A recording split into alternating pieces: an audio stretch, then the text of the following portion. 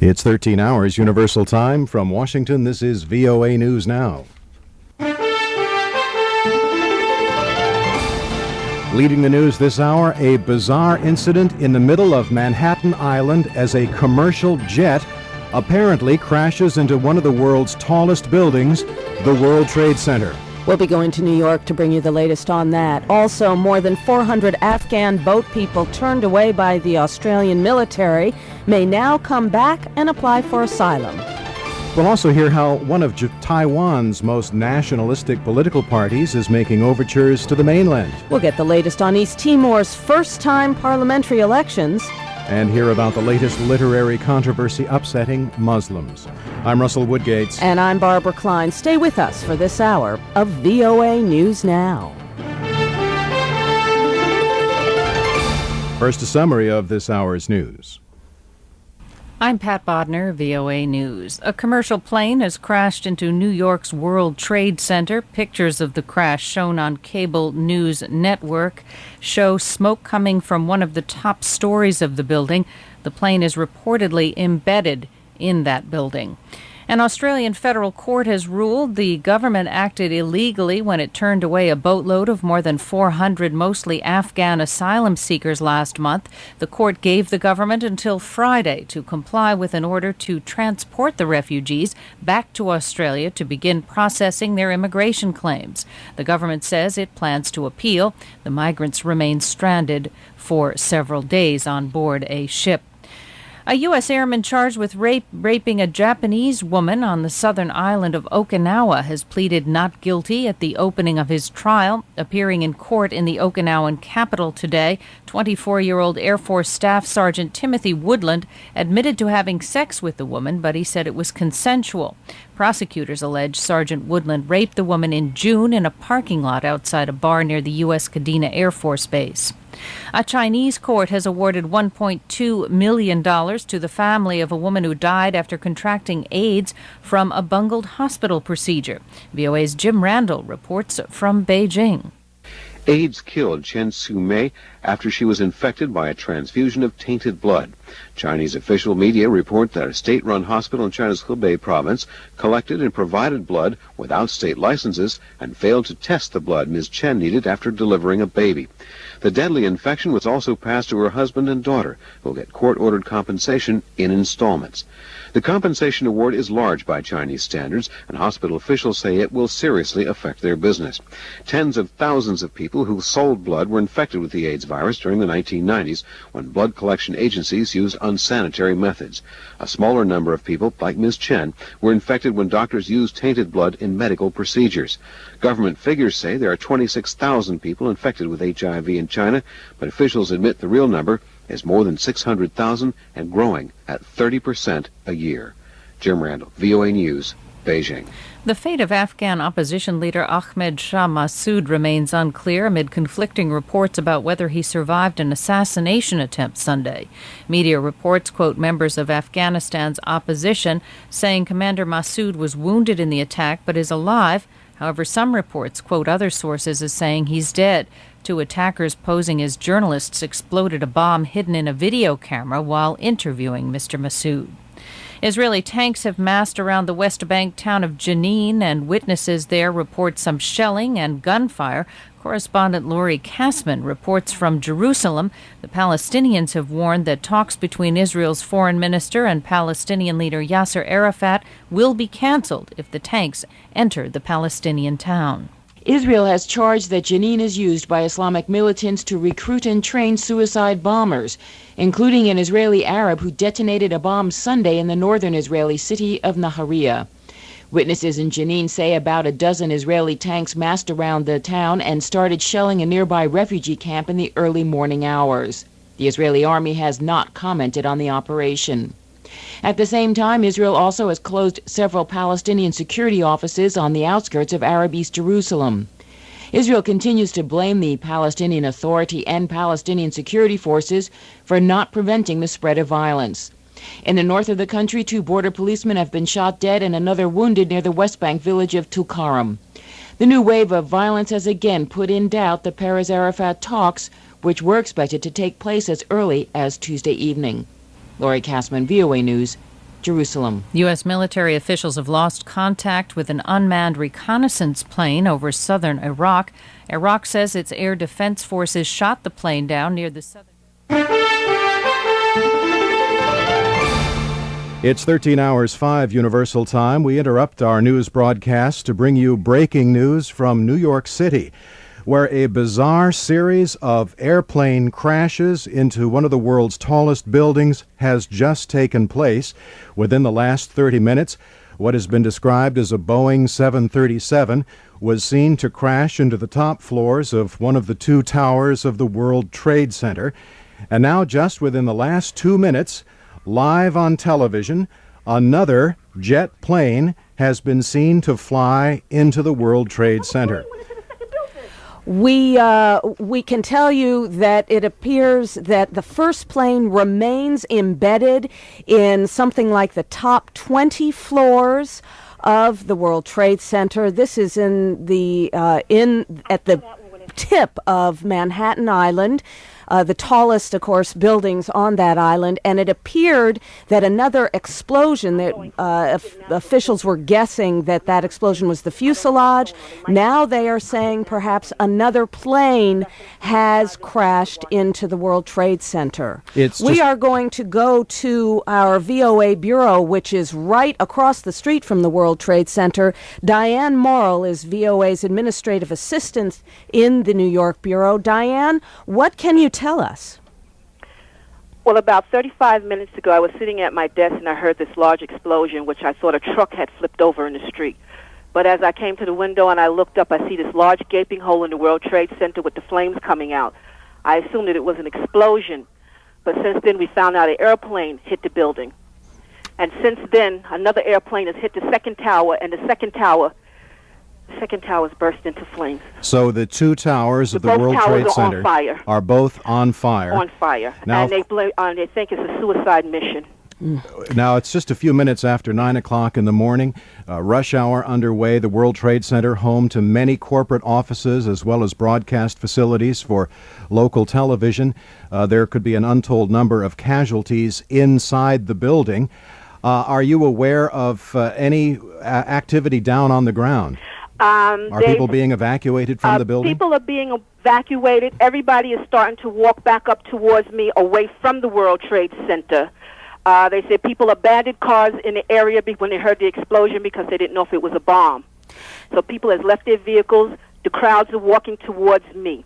Now, Diane, I assume we are seeing on television a huge amount of smoke pouring out of at least one of the towers. What can you see from your vantage point? The first tower is on fire.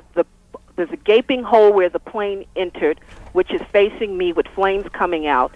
The side that would be facing the west side, the East River, flames are shooting out that side, all black smoke, very heavy.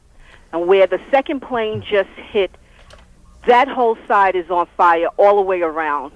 If our listeners anywhere tonight do have access to a television, it's a pretty safe bet that if you flip your channels, you'll probably find one satellite network at least showing you these incredible live visuals of two of the world's tallest buildings, which now resemble massive factory smokestacks. There are billows of gray-black smoke coming out of what could easily be the top 15 to 20 floors of these massive skyscrapers.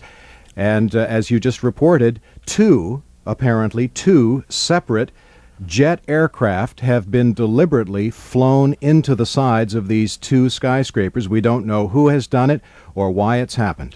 And on the line with us is Diane Morrill, VOA's administrative assistant in our New York bureau, which is about a kilometer away from the World Trade Centers.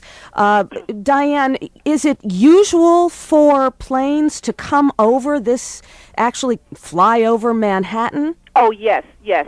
We have a lot of small engine planes come over, but they said this plane was flying extremely low, and it made a bank at about 45 degrees flying right into the tower at a see. very high speed. They say planes don't usually fly that fast. How about and it commercial? was supposed to be a single engine plane. I see. This, this is said to be a commercial plane carrying passengers, or at least capable of carrying passengers. Okay. Earlier, I heard it was a single engine plane that I see. Eyewitness had spotted, from the ground, and he noticed it was flying directly into the building at very high speed. Clearly, there are a lot of unanswered questions. Whether it appears that a second plane, as you said, Diane, hit the second World Trade Center tower. And I can see, sorry to interrupt you, Yeah. Barbara, but looking now on television, I can see they're showing a freeze frame of a videotape of that second plane moving towards the second tower. And it's very clear from the profile of that plane that it is a large jet. It does, in fact, look like a Boeing 737, which would mean it is carrying a great deal of fuel and might also have been carrying a large number of passengers. Again, we do not know who is behind these two deliberate jet plane crashes into the World Trade Towers or why they have done it. You can imagine what kind of speculation there must be, political as well as psychological, but we don't want to make any speculation at this point. There has been no official word, as we understand it, given to any news agencies taking the blame for this. I'm sure that will be forthcoming as this story unfolds. Indeed. Diane, we want to thank you very much for bringing us your eyewitness account, at least of what you've seen and heard there, not far from the World Trade Centers. And we will be checking back with our New York Bureau as information comes in about these plane crashes into the two World Trade Centers in Manhattan, New York. And again, just to recap, the World Trade Center's 107 floors in height, a quarter mile or so into the sky. And in the past 35 minutes or so, a jet aircraft has been seen to fly directly into the upper side of one building. And then just less than 30 minutes later, about 10 minutes ago, a second jet aircraft was seen to fly into the side of the second World Trade Tower.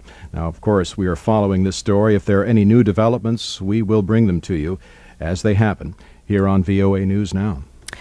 In other news today, a U.S. military man charged with raping a woman on the Japanese island of Okinawa has appeared in court and pleaded not guilty. The case against Air Force Staff Sergeant Timothy Woodland opened Tuesday in the town of Naha. The 24-year-old Woodland is charged with raping the woman in June in a parking lot outside a bar near the Kadena U.S. Air Force Base. VOA Tokyo correspondent Amy Bickers tells News Now's Kent Klein that Sergeant Woodland admits having sex with the woman, but that she consented.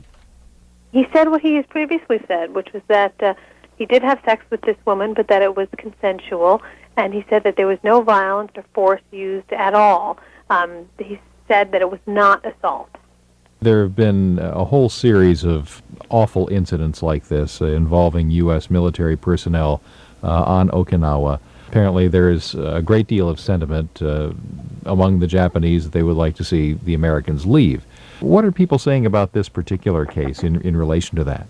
In fact, I agree with you to some extent that in general, because of this crime and a string of other crimes, some of them sex crimes, vandalism, arson, and so on, there certainly have been calls for a reduction in the number of U.S. troops, or that some of them be moved from Okinawa, where more than half of them are based, and spread somehow throughout the rest of Japan so that the burden is shared more equally.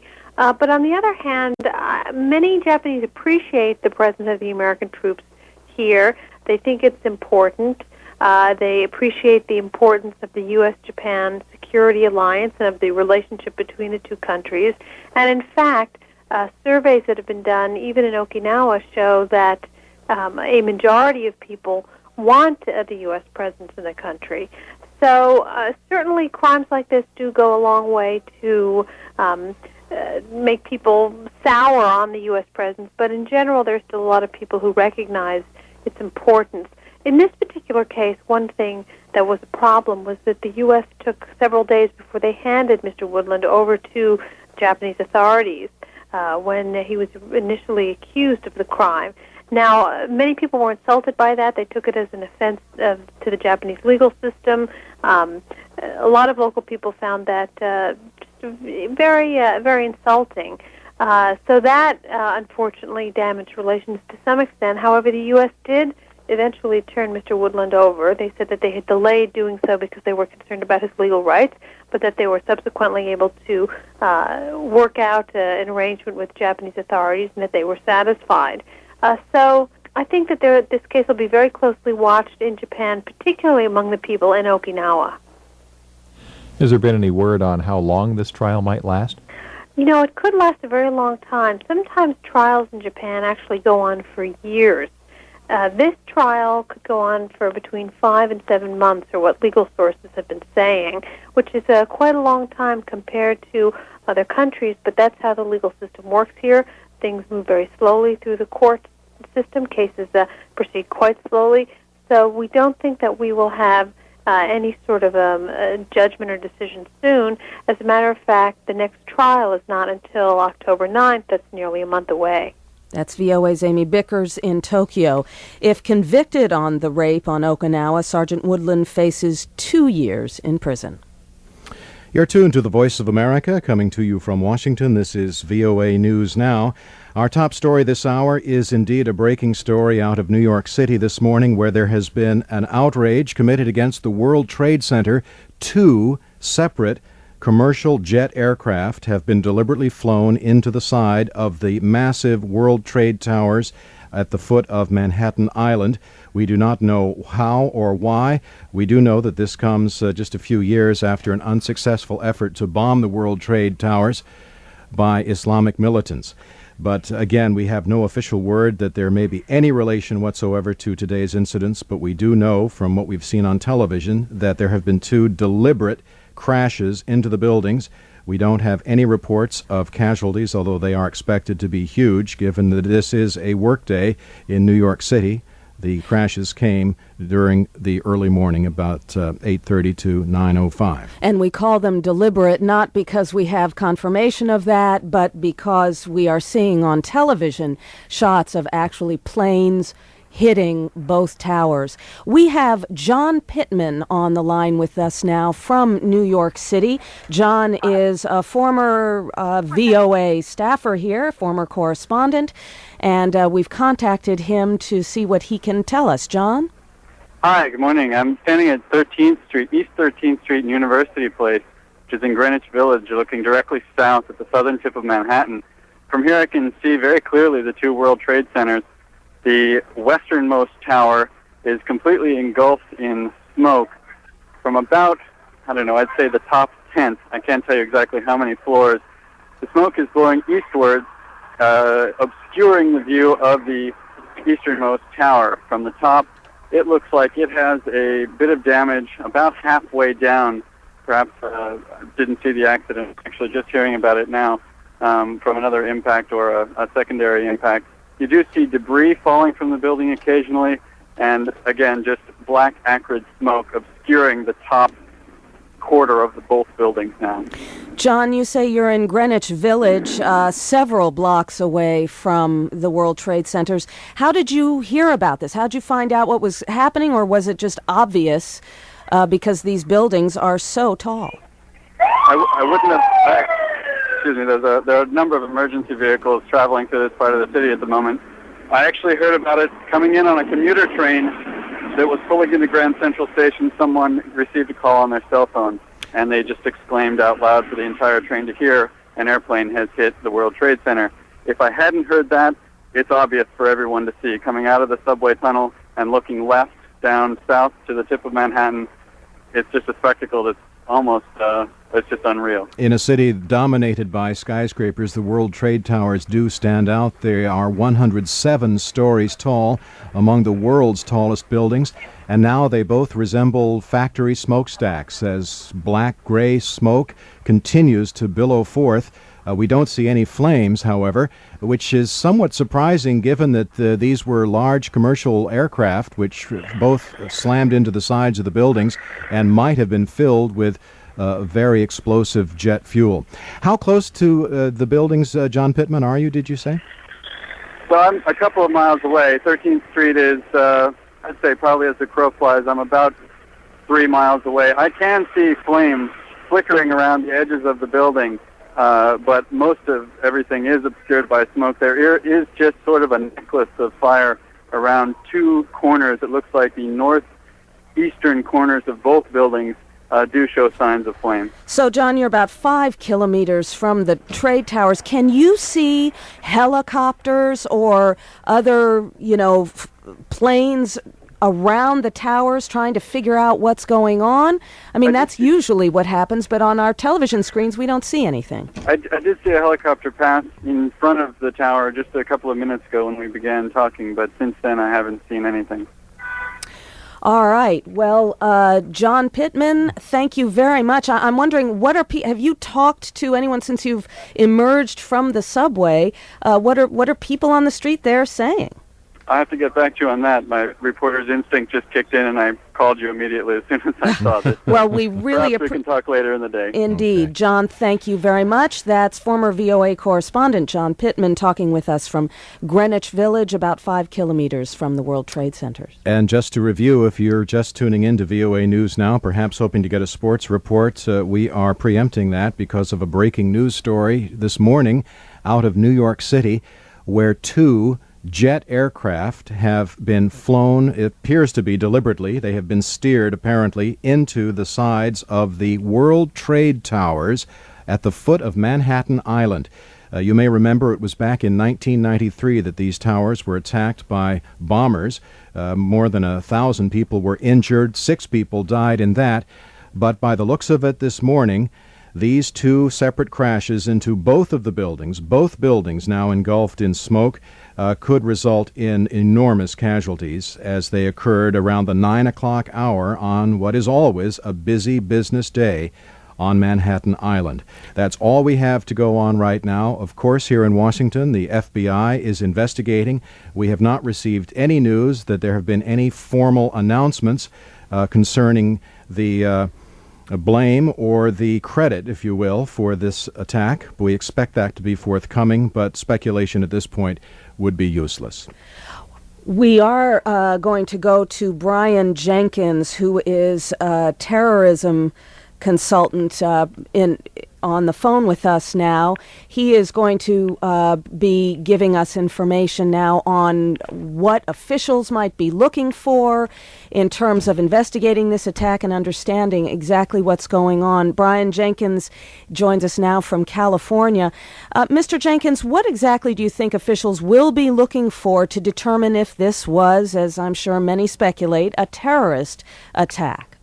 Well, I think we should know very, very quickly. There should be information on the basis of information that would come into air traffic control about what planes were in the area, any broadcasts that may have been made from the cockpit. I mean, this is close to three major commercial airports.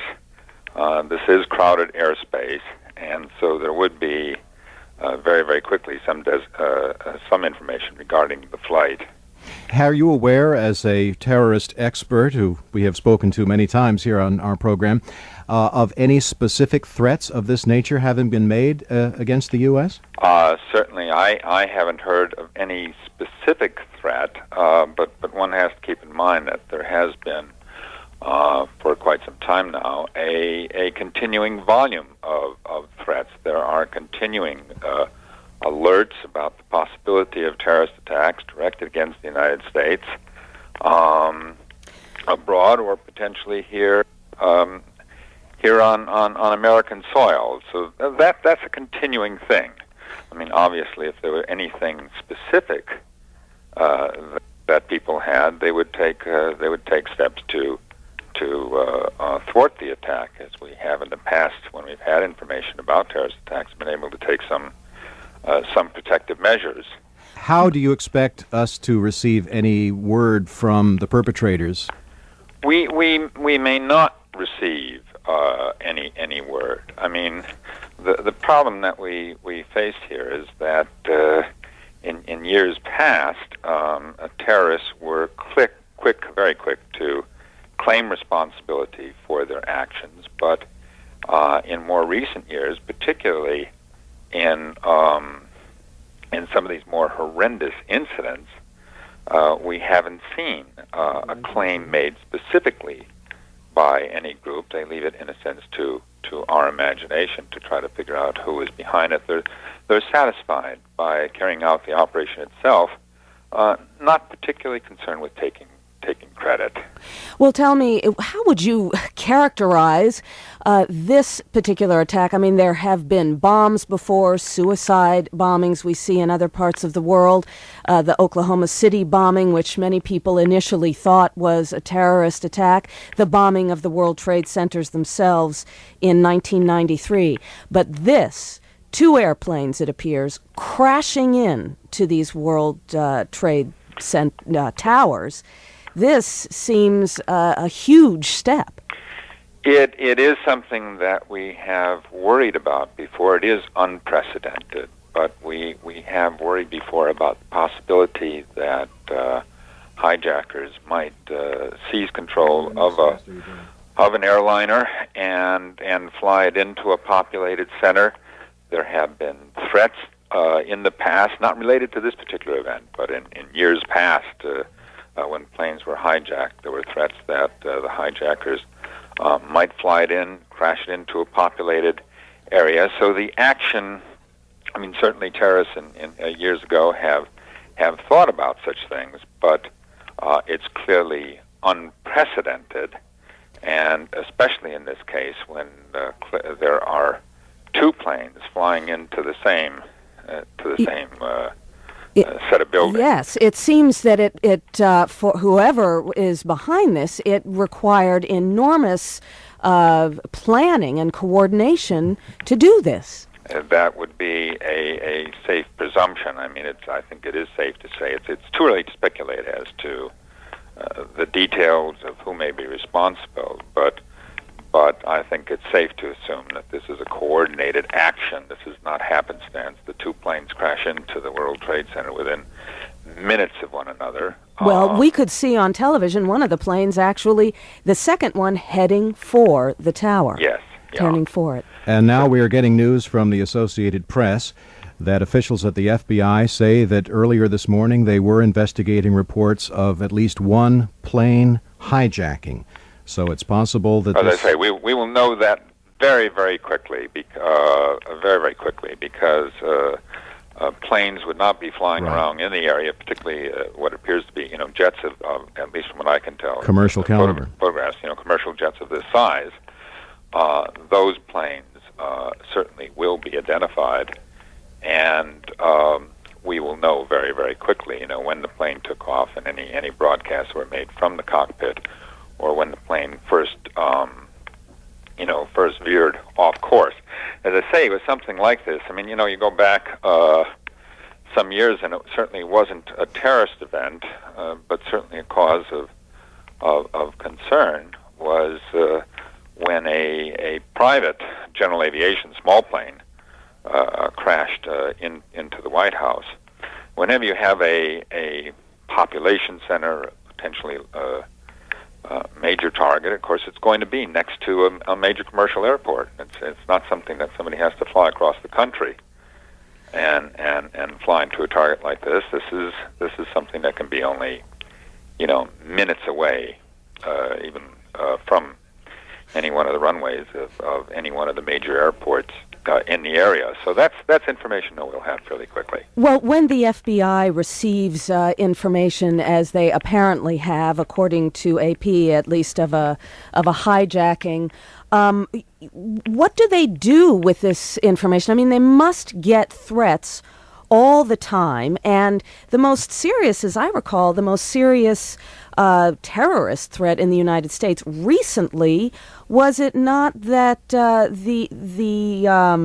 a car was crossing over the Canadian border into the United States somewhere around the beginning of the year? New Year's Eve. That was at the just prior to the Millennium celebration. Yes. When a car crossing into the United States was driven by a person who did act suspicious, and a very alert customs official Brian managed to Jenkins? inspect the trunk and found explosives. Excuse me, Brian, I'm sorry to interrupt you. That's okay. We want to keep you on the line, but we have a little radio housekeeping to do here. We're coming up on the break in the half hour.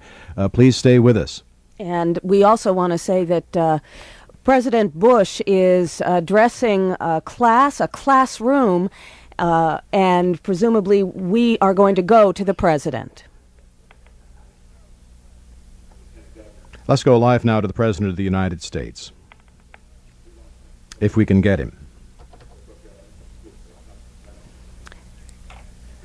He's on remote 3. Planes have crashed into the World Trade Center in an apparent terrorist attack on our country. I have spoken to the Vice President, to the Governor of New York, to the Director of the FBI, and have ordered that the full resources of the federal government go to help the victims and their families, and to conduct a full-scale investigation to hunt down and to find those folks who committed this act. Terrorism against our nation will not stand. And now, if you join me in a moment of silence.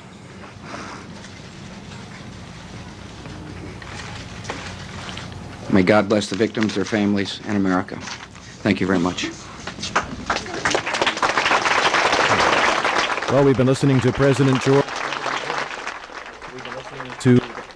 We've been listening to the President, George W. Bush, speaking at an event in Sarasota, Florida this morning, commenting on a tragedy which occurred just about 60 minutes ago in New York City, where what appeared to be a commercial Boeing 737 appeared to have been deliberately steered into the side of the World Trade Center building, followed nearly 30 minutes later by a second commercial jet aircraft, which appeared to have been deliberately steered into the second of those two buildings. Both buildings are now there are fires, smoke, an enormous amount of smoke billowing out of both towers. There is word that, at least from one source, that the FBI received some kind of word this morning about a hijacking, but we are awaiting word, obviously, from the FBI. The statement from President Bush was very brief. I think it's fair to say that he seemed quite shaken by the news. He was addressing a classroom of children in Sarasota, Florida, when he received the news. As far as we know, there has been no claim of credit or responsibility for these two crashes this morning, although bearing in mind that it was back in 1993 that these same buildings were bombed by agents of Osama bin Laden and were just recently convicted, in fact. That resulted in about 6 deaths and the injuries of more than 1,000 people. This morning, however, we are expecting far greater casualties. If you have access to international television, wherever you're listening to us, you will no doubt see these very sobering pictures of two of the world's tallest buildings, which appear now to be smokestacks with 10, 15, maybe half or 2 dozen or more of their top floors engulfed in flames and in smoke. So there's no telling how many people may have died or may still be trapped in those upper floors. And for some more closer information, we're going to go now to Barbara Schatzow, who is at our New York bureau. It is again 9:30 in the morning here in Washington and in New York City. As we say, these planes crashed smack in the middle of morning rush hour at 2 huge office buildings at the tip of Manhattan. Barbara, what can you tell us? What do you know and what do you see? Well, all I can tell you, Barbara, really is what I see, because I only know what's rumor in the street. I was on my way to work, which, of course, is downtown, only about 5 blocks from these buildings. I was coming up from the subway. People were saying, don't go up there, don't go up there. I thought someone said fight, but the word she was saying was apparently fire. I looked up. I saw what seemed to be flames coming from one side of the building, a great deal of smoke. Then, as I walked further back, I saw the other side of the building going up in flames. And what we've been watching progressively Is the flames going higher and lower? In other words, more and more of the building becoming just enclosed in flames. Thousands and thousands of people running through the streets. People in tears, people crying. I had no idea what was going on. Why people, I mean, a fire is a terrible thing, but I had no idea why would people be crying. And then all of a sudden it hit me. Oh, I couldn't believe it. It's the World Trade Center. And then I started talking to people, and someone told me that he actually saw a jetliner go into one of the two towers, and that the rumor was that a bomb had exploded in the second tower. Now, of course, I'm being told that people think a plane exploded in the second tower also. All of downtown New York is being evacuated. We can confirm that there was a second explosion in the second tower. We actually saw it on television as what appeared to be another Boeing 737 was apparently deliberately steered into the second building. Watching television, if you're able to do that where you're listening to us now, all you really see are the top floors of these two 107-story Trade Center buildings. Barbara Schatzow, there in New York at our bureau, not far from these two buildings. Can you see what's happening down on the ground? Thousands of people are... Actually, what's happening is all the downtown buildings, and we're talking about tens and tens of thousands of people here, are being evacuated. The city... I'm actually in a federal court building, and they're evacuating that. People are lined up to get to the telephones. People before were just running through the streets. Now it's a little calmer. The federal buildings have been evacuated. Is there much debris on the street from these crashes? Well, I'm not close enough to see debris. What I do see is in all of this smoke that's coming out of the building, there are these little, it looks like little silver stars, like glitter, and I'm assuming that that's from what covers the material that covers the facade of the building. Do you see any other aircraft? I'm wondering if even the U.S. Air Force, anyone is out in the skies now, either protecting the area, out to fight fire from more explosions from perhaps the fuselages of these planes that continue to be embedded in the towers? No, I don't, but they may be on... But the smoke is so thick, Barbara, you really can't see through it. What I see and hear are hundreds of fire trucks and fire... Yeah.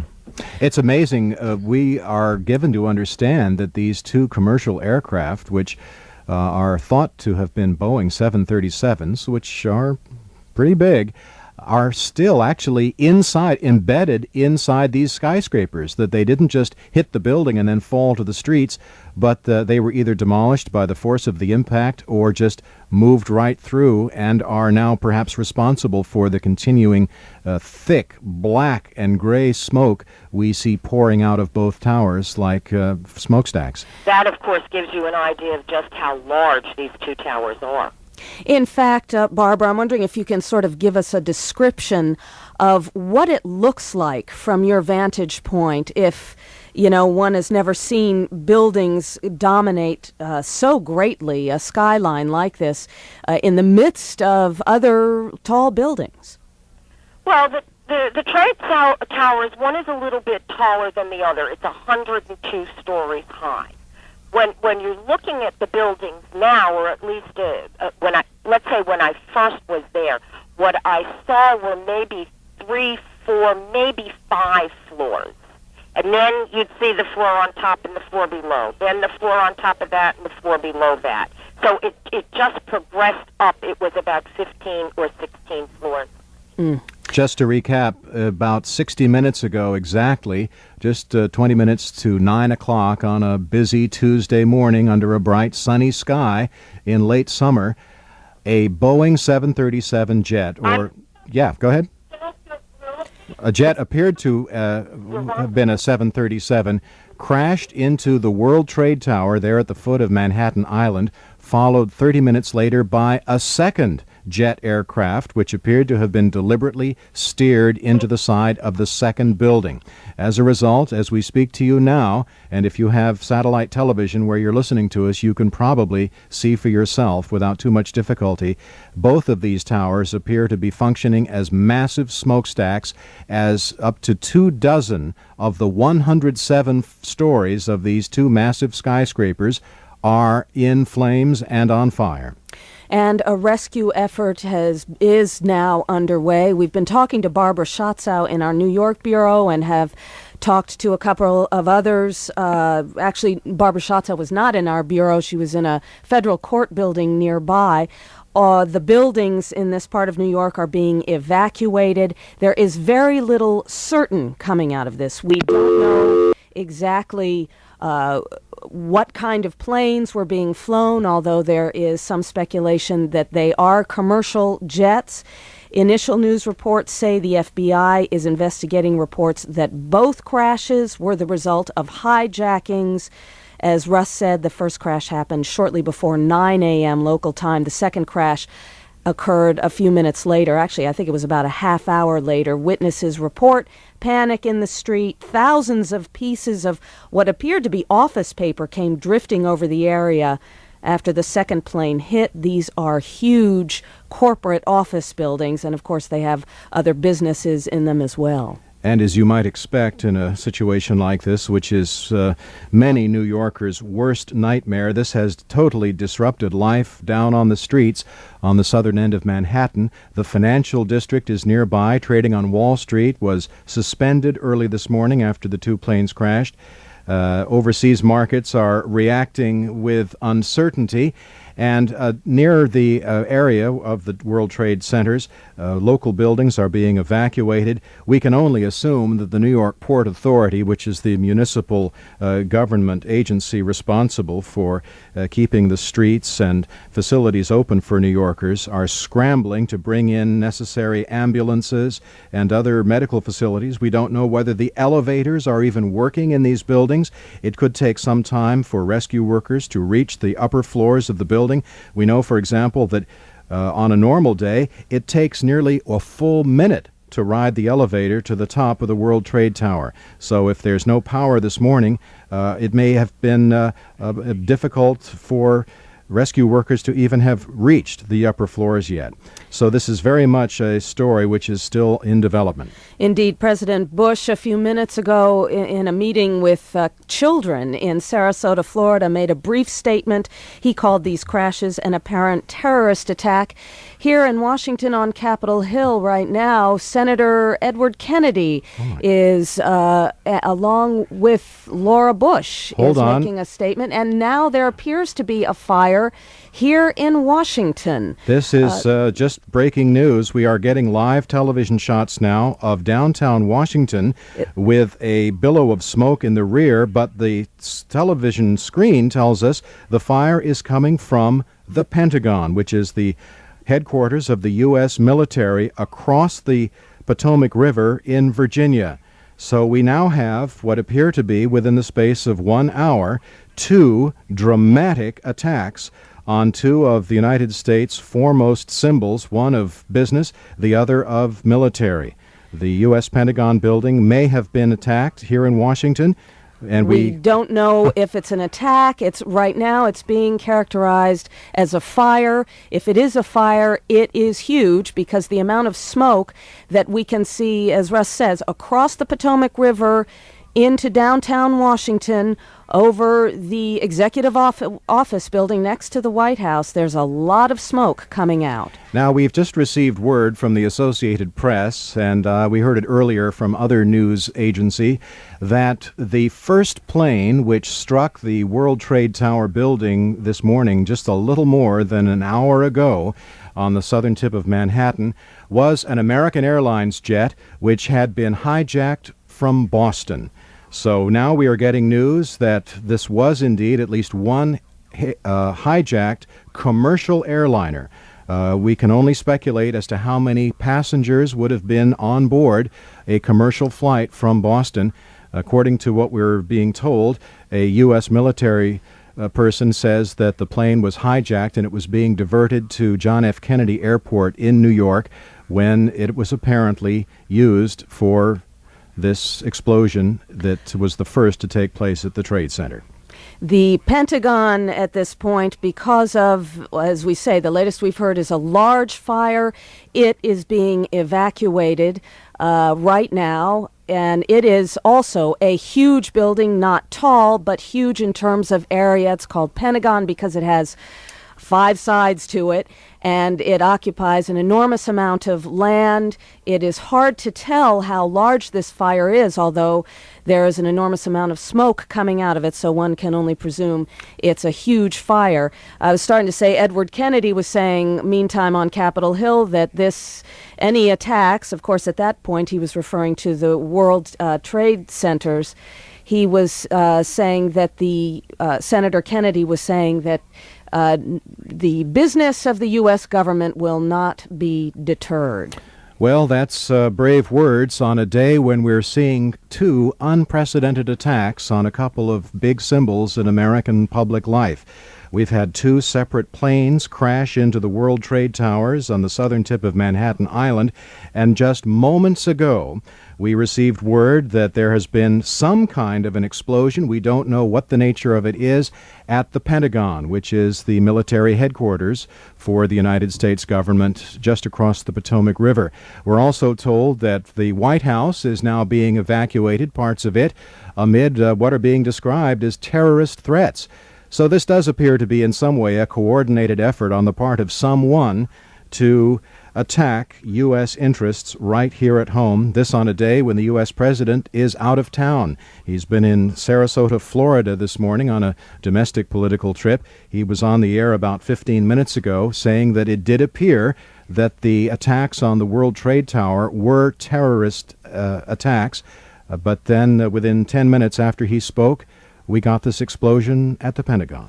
And there are words of other fires as well. We have to be very careful as we report these things because there are all kinds of reporters and eyewitness accounts that can too easily get mixed up. But there's a report of fires on the mall down from outside VOA studios, down from the capital city. That is unconfirmed. Again, just to give you an idea of how upsetting this kind of news is, there are reports of all kinds of things going on, so we have to be very careful and wait for confirmation. We even have not yet had confirmation of the fire at the Pentagon, certainly not of any kind of fire on the mall, although some of the networks here are reporting that. It's 13 hours 47 Universal Time on a day which will live in infamy for the United States for the 21st century, certainly, the first part. This is the Voice of America broadcasting to you from Washington. It's VOA News Now. If you're just joining us, the news is very bad indeed for Americans today, as in New York City, just a little more than an hour ago, an attack on the World Trade Center occurred in the form of a commercial jet plane which was deliberately flown into the side of the top stories, setting it aflame. Within 30 minutes, another plane was deliberately steered into the second World Trade Tower. As we speak at this hour in New York City, the top 24 or so stories of those 107-story buildings remain engulfed in heavy black and gray smoke. Down on the ground, thousands of people have been evacuated. Rescue workers are attempting to get to the top floors of the building and find out what the situation there is. It's suspected that there will be many casualties. Meanwhile, in the last 10 minutes or so here in Washington, tragic developments have occurred here. Indeed, word is that witnesses at the Pentagon have described an explosion going off at the Pentagon. Actually, now there's word that 2 explosions went off, and someone saw in the area a U.S. military helicopter. We don't know if that military helicopter had anything to do with these explosions. And there has been no word. We're actually just describing for you what little word is trickling out, both from New York and from Washington, coming over network television, cable news network. It is very difficult, as you might imagine, to get much information confirmed at this point. We are certain that the FBI is scrambling, as are airports, air traffic controllers, both in Washington, because, of course, there's National Airport, which is located very close to downtown Washington, as well as the Pentagon and the New York City airports as well. Evacuations are now underway here in the nation's capital. The U.S. Capitol building, which would certainly be a likely target for this sort of behavior, has now been under evacuation orders. The parts of the White House are under evacuation orders. We have unconfirmed reports of a fire on the National Mall, which is that long, grassy strip which extends for a couple of kilometers from the U.S. Capitol to the Washington Monument. And the AP is now reporting that the Federal Aviation Administration has shut down all aircraft takeoffs in the United States. Air travel in the United States, as of now, has come to a halt. This presumably so that if any other attacks are planned, they will show up and air traffic controllers will be able to see them.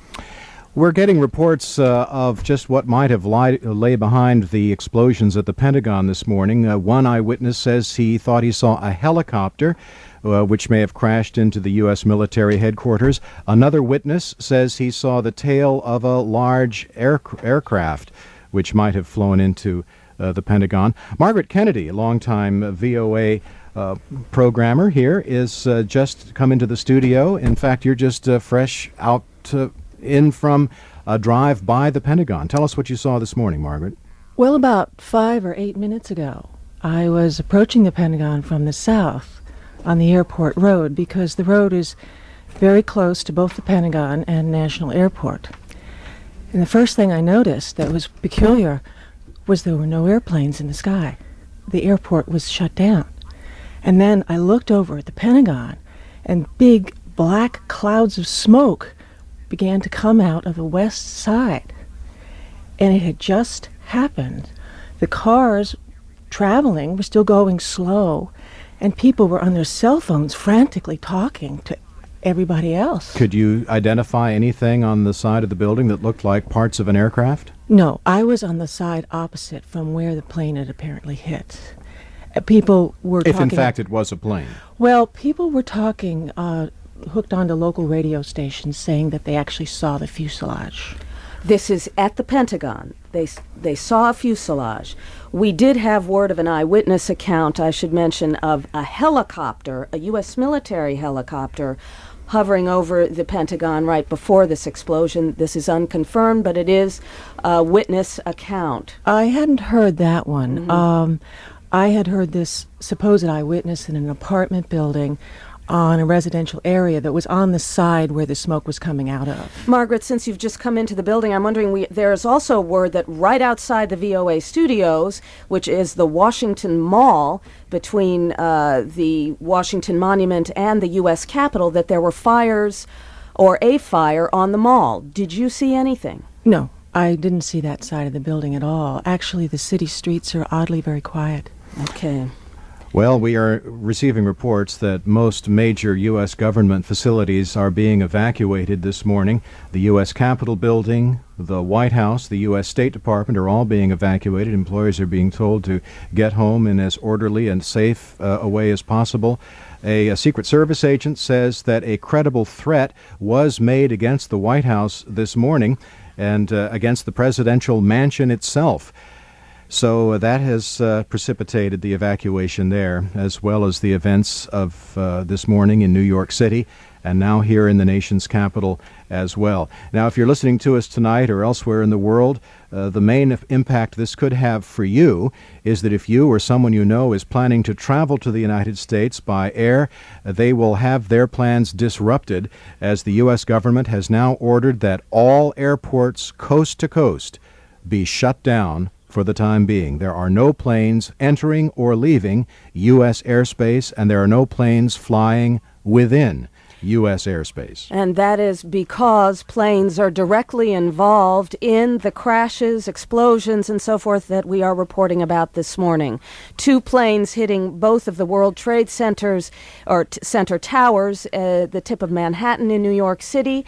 Now there is word that the fire, the explosion at the Pentagon, was caused indeed by a plane. We do not have confirmation of that, but all the major broadcast networks are reporting that a plane hit the Pentagon.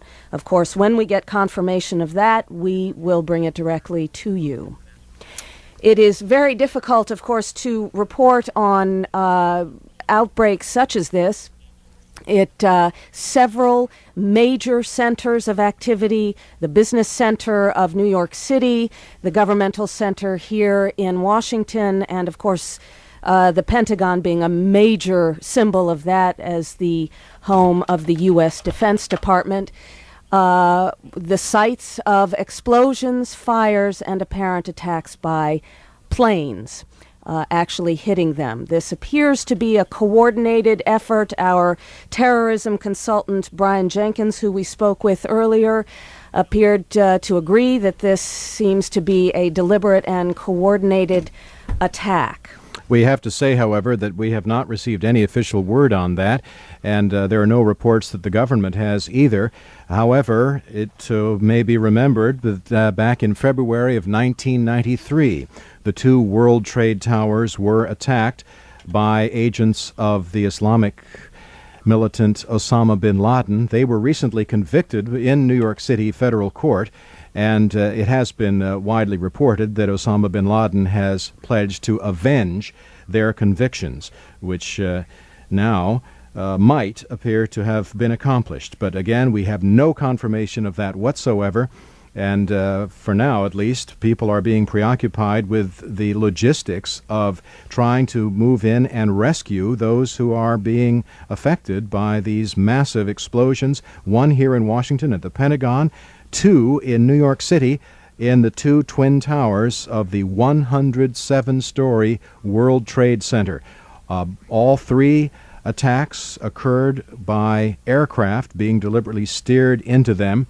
And so now the U.S. government has ordered a complete national ground stop, which means there is no aircraft permitted to fly anywhere in the United States or from the United States or to the United States. And not only is aircraft being halted, federal agencies here in Washington are being evacuated. Precautions are being made. So not only are there rescue attempts, there are all kinds of attempts to get people out of harm's way, potentially in case any other attacks are planned. Remember, this is rush hour on a Tuesday morning, late summer. Kids are just back in school, so the summer season is over. People are, for the most part, back from vacations. The World Trade Center offices were likely to be full this morning, packed with people sort of getting ready to start the week and start back from vacation. In fact, we have no word on casualties from either the World Trade Center buildings or from the Pentagon, but we can expect they will be significant. We are also given to understand that one of the two jets which were deliberately crashed into the World Trade Tower may have been a commercial American Airlines jet, which had been hijacked this morning from Boston, Massachusetts, likely to have been carrying numerous paying passengers. Their fate, of course, would have been decided at the point of impact. President Bush, a short time ago, made a brief statement. He was in Sarasota, Florida, away from Washington. Our White House correspondent, Paula Wolfson, though, is at the White House and joins us on the line now. Paula, what can you tell us? Barbara, actually right now, I, along with the rest of the press corps and everybody else who works at the White House, is about 2 blocks away on H Street, 2 blocks from the White House, across the park. The White House was evacuated abruptly about 40 minutes after the two twin trade center towers in New York were hit by those planes. There are fire trucks surrounding the White House, although no sign of an incident on the White House grounds, but it has been evacuated. The president, we understand, is en route back from Florida, back to the White House to monitor the situation. Paula, why, this may seem a silly question, but exactly why was the White House evacuated upon word of the explosions in New York? Well, I think it was heightened security. I think as soon as that happened, it was considered an attack on American soil, and then they figured they might attack spots in Washington as well. They may have had some indications. You know, it's hard to figure out exactly what the Secret Service, which protects the White House, is doing sometimes because they do work in secret. But apparently they had good enough reason. They came through the building. They said to everyone, get out now. Paula, there are unconfirmed reports. Actually, Paula, hold on just a minute because there are more developments in New York City. Those are developments which are breaking now as we see that another massive explosion is taking place at the foot of the World Trade Center buildings. We will have to... It's 14 hours Universal Time. From Washington, this is VOA News Now. If you're just joining us, we are bringing you special coverage of breaking news this morning. As in New York City at the World Trade Towers, there have been massive explosions causing widespread loss of life and fire involving deliberate from a plane which has been deliberately flown into the headquarters of the U.S. military. This all appears to be a coordinated attack. The U.S. president says it appears to be terrorist activity. All air activity in the United States has been ordered stopped. And at this hour, we don't quite know what may happen next. But looking at live television, Barbara, you can see there's been another massive explosion in New York. Well, it looks as if the South Tower of the World Trade Center has, at least in part, collapsed. They don't know if it's another explosion or just under the, actually a result of the plane crashing into it, subsequent fires, that the South Tower has, for the most part, seemingly collapsed. This at the tip of Manhattan. These are huge buildings. The largest buildings in the world, just to give you some comparison, in Malaysia, the Petronas Towers are 452 meters. Yes, we're now seeing a videotape of what just happened moments ago at the World Trade Center.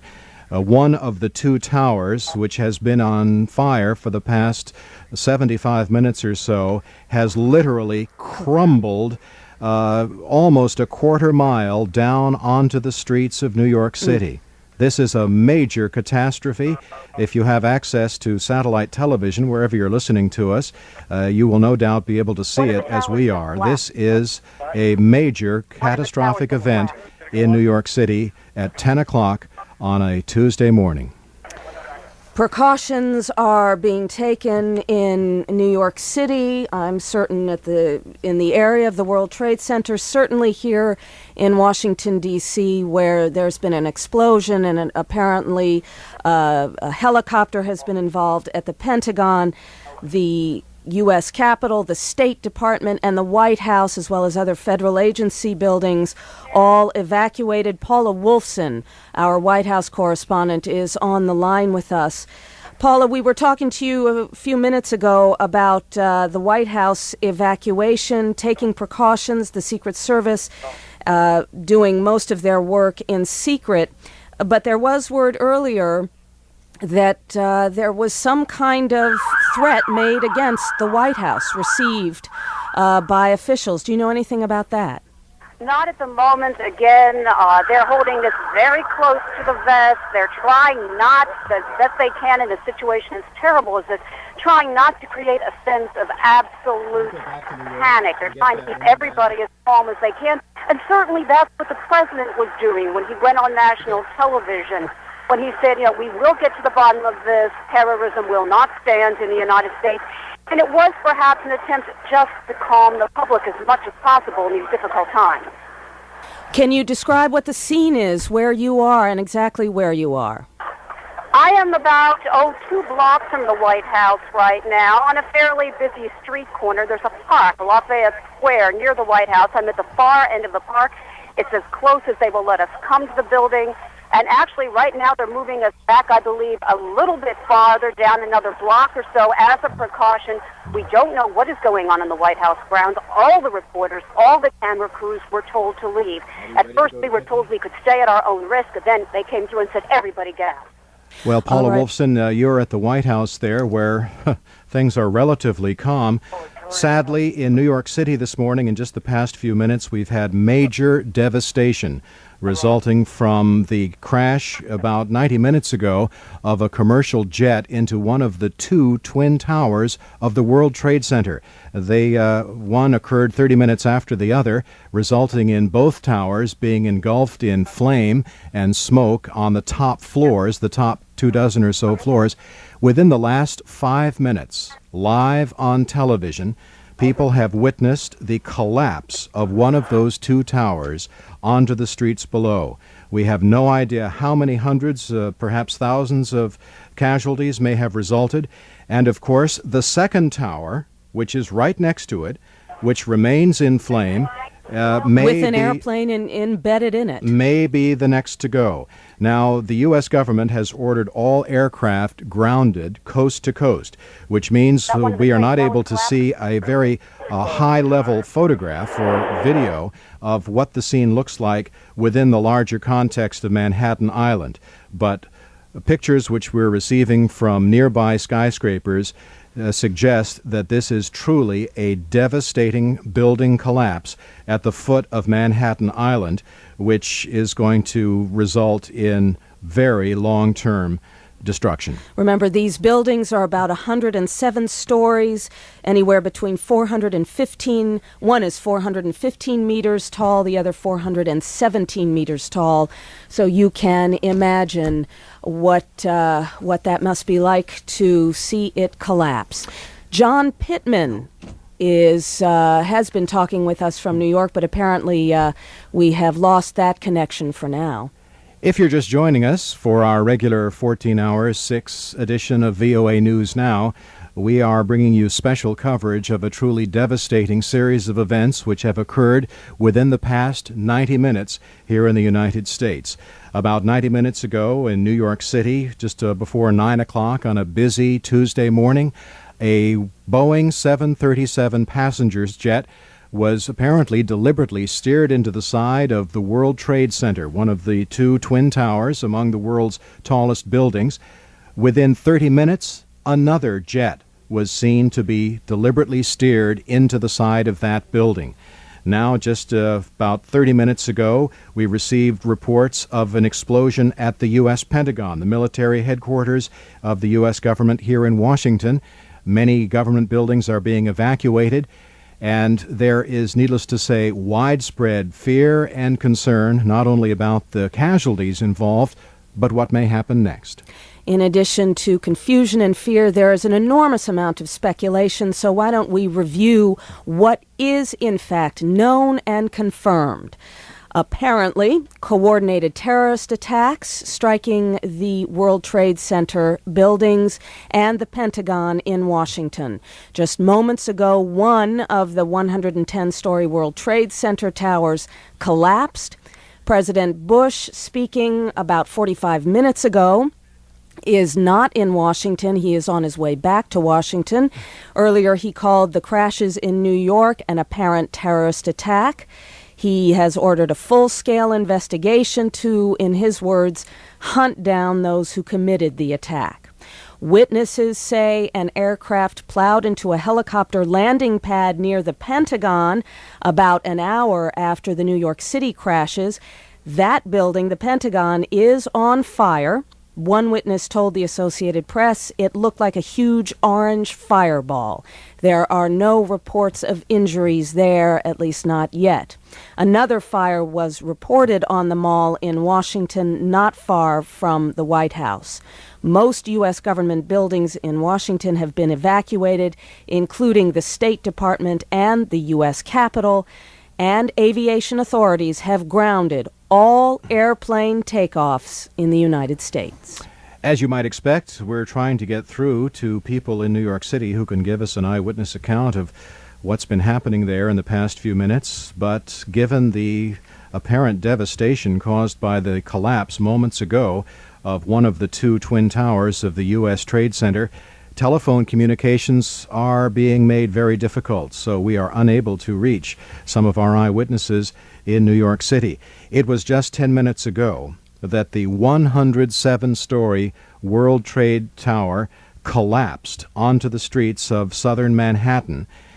There is another tower, also 107 stories tall, next to it, which remains engulfed in smoke and flame and may also soon crumble onto the streets below. There is no knowing at this point just how much carnage will result. There were certainly hundreds, if not thousands, of office workers in both buildings, to say nothing of the many hundreds and thousands of those on the streets below.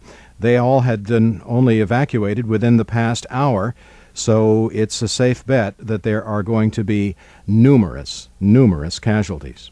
And it's a safe bet that much of the speculation of these apparent attacks is centered around, or at least is being characterized as terrorist attacks.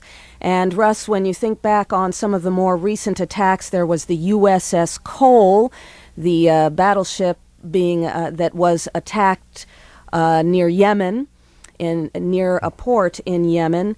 Then before that, there were the U.S. Embassy bombings in Africa. And it was back in 1993 that the World Trade Towers themselves were bombed. 6 people died in that incident. More than 1,000 were wounded, however. 6 Islamic militants were just recently convicted in that bombing. They have been sentenced to life imprisonment. That attack in 1993 was meant to force the U.S. to curb its support for Israel and to stay out of the Middle East. Those Islamic militants were all tied to Osama bin Laden, who is thought to have been the mastermind of that. We have no word of any credible claims of responsibility for today's attacks by any Islamic militants, although reaction among some Islamic militants has been positive. The Agence France Presse reports that in Lebanon, many Palestinian refugees celebrated when they heard of the attacks in New York and Washington. But that is not to suggest that there is any connection between these terrorist attacks and either Osama bin Laden or any other militants. Absolutely. These do seem coordinated, but there obviously is since there's no information on who's behind them, we can't know that for sure. We do know that VOA's Jim Stevenson is standing outside the White House here in Washington, the White House having been evacuated along with other agencies. Jim, what exactly is the scene there outside the White House? Well, apparently we've lost connection with him, too.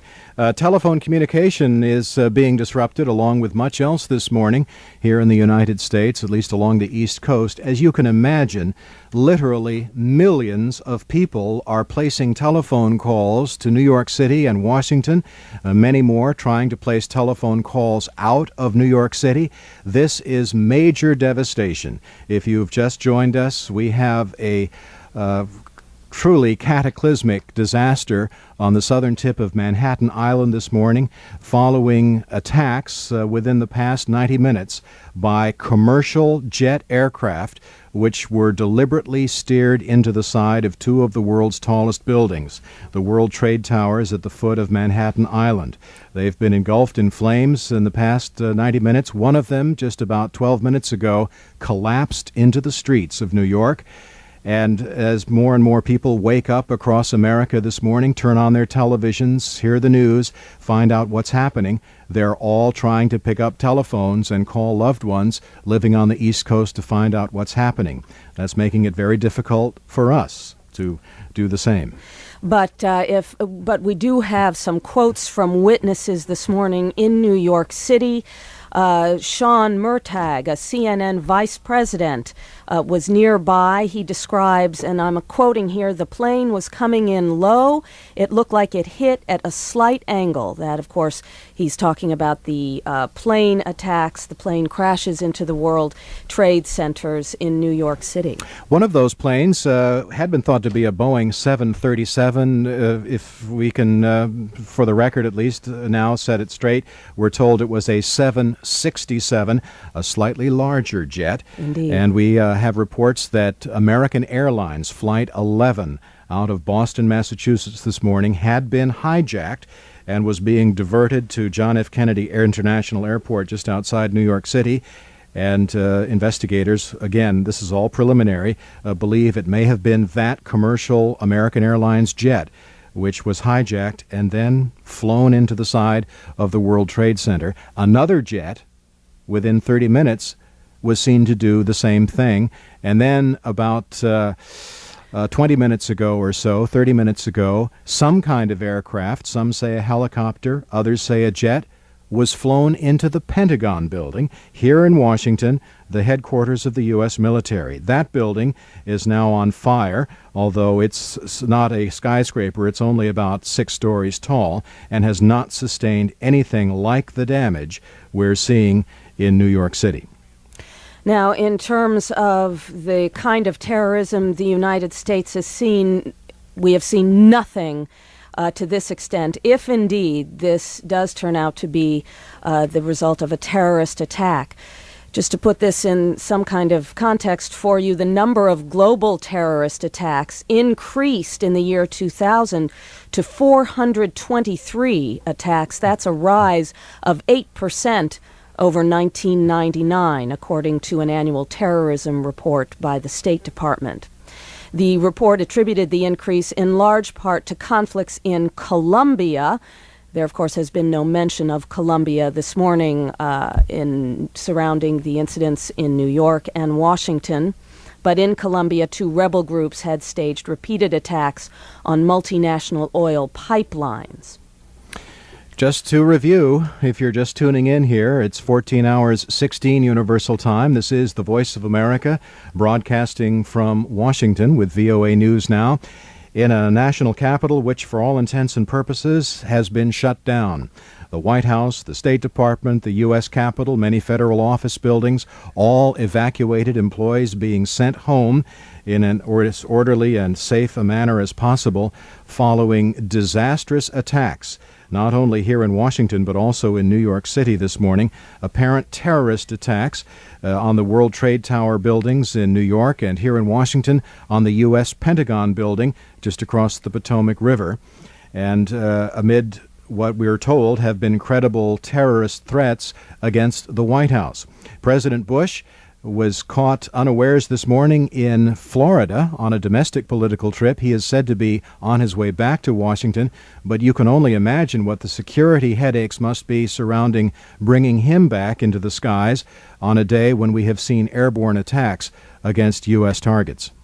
And, of course, now just to repeat, all U.S. air traffic, aside from that carrying the president, has been ground down to a halt. Security precaution taken nationwide so that certainly any possible attacks can be tracked and that control towers can have regained some control after what apparently were hijacks of American Airlines planes in Boston. One plane, I should say, in Boston, although we do know that 2 separate planes, one each striking each of the World Trade Center towers. Just 18 minutes ago, one of the 2 twin towers of the World Trade Center collapsed. It was 18 minutes which separated the bombings of those 2 buildings. Cameras are now fixed on the 107-story second building, where it is now feared a similar collapse may occur, wreaking destruction and devastation again now on the foot of Manhattan Island. There is serious concern now by the New York City authorities that the second trade tower building is about to come down, as it's been now 18 minutes, which is the same time which elapsed between the attacks on the 2 buildings. We are joined now by Tony Cordesman, who is a senior fellow of strategic assessment. He joins us on the line now with expertise in Middle East and South Asian security issues.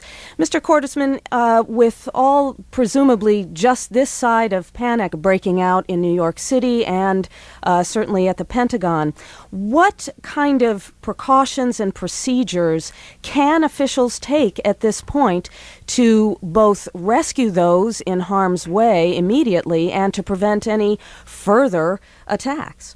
Well, first, let's be very careful. There's no sign of panic anywhere. The Pentagon is being quietly evacuated.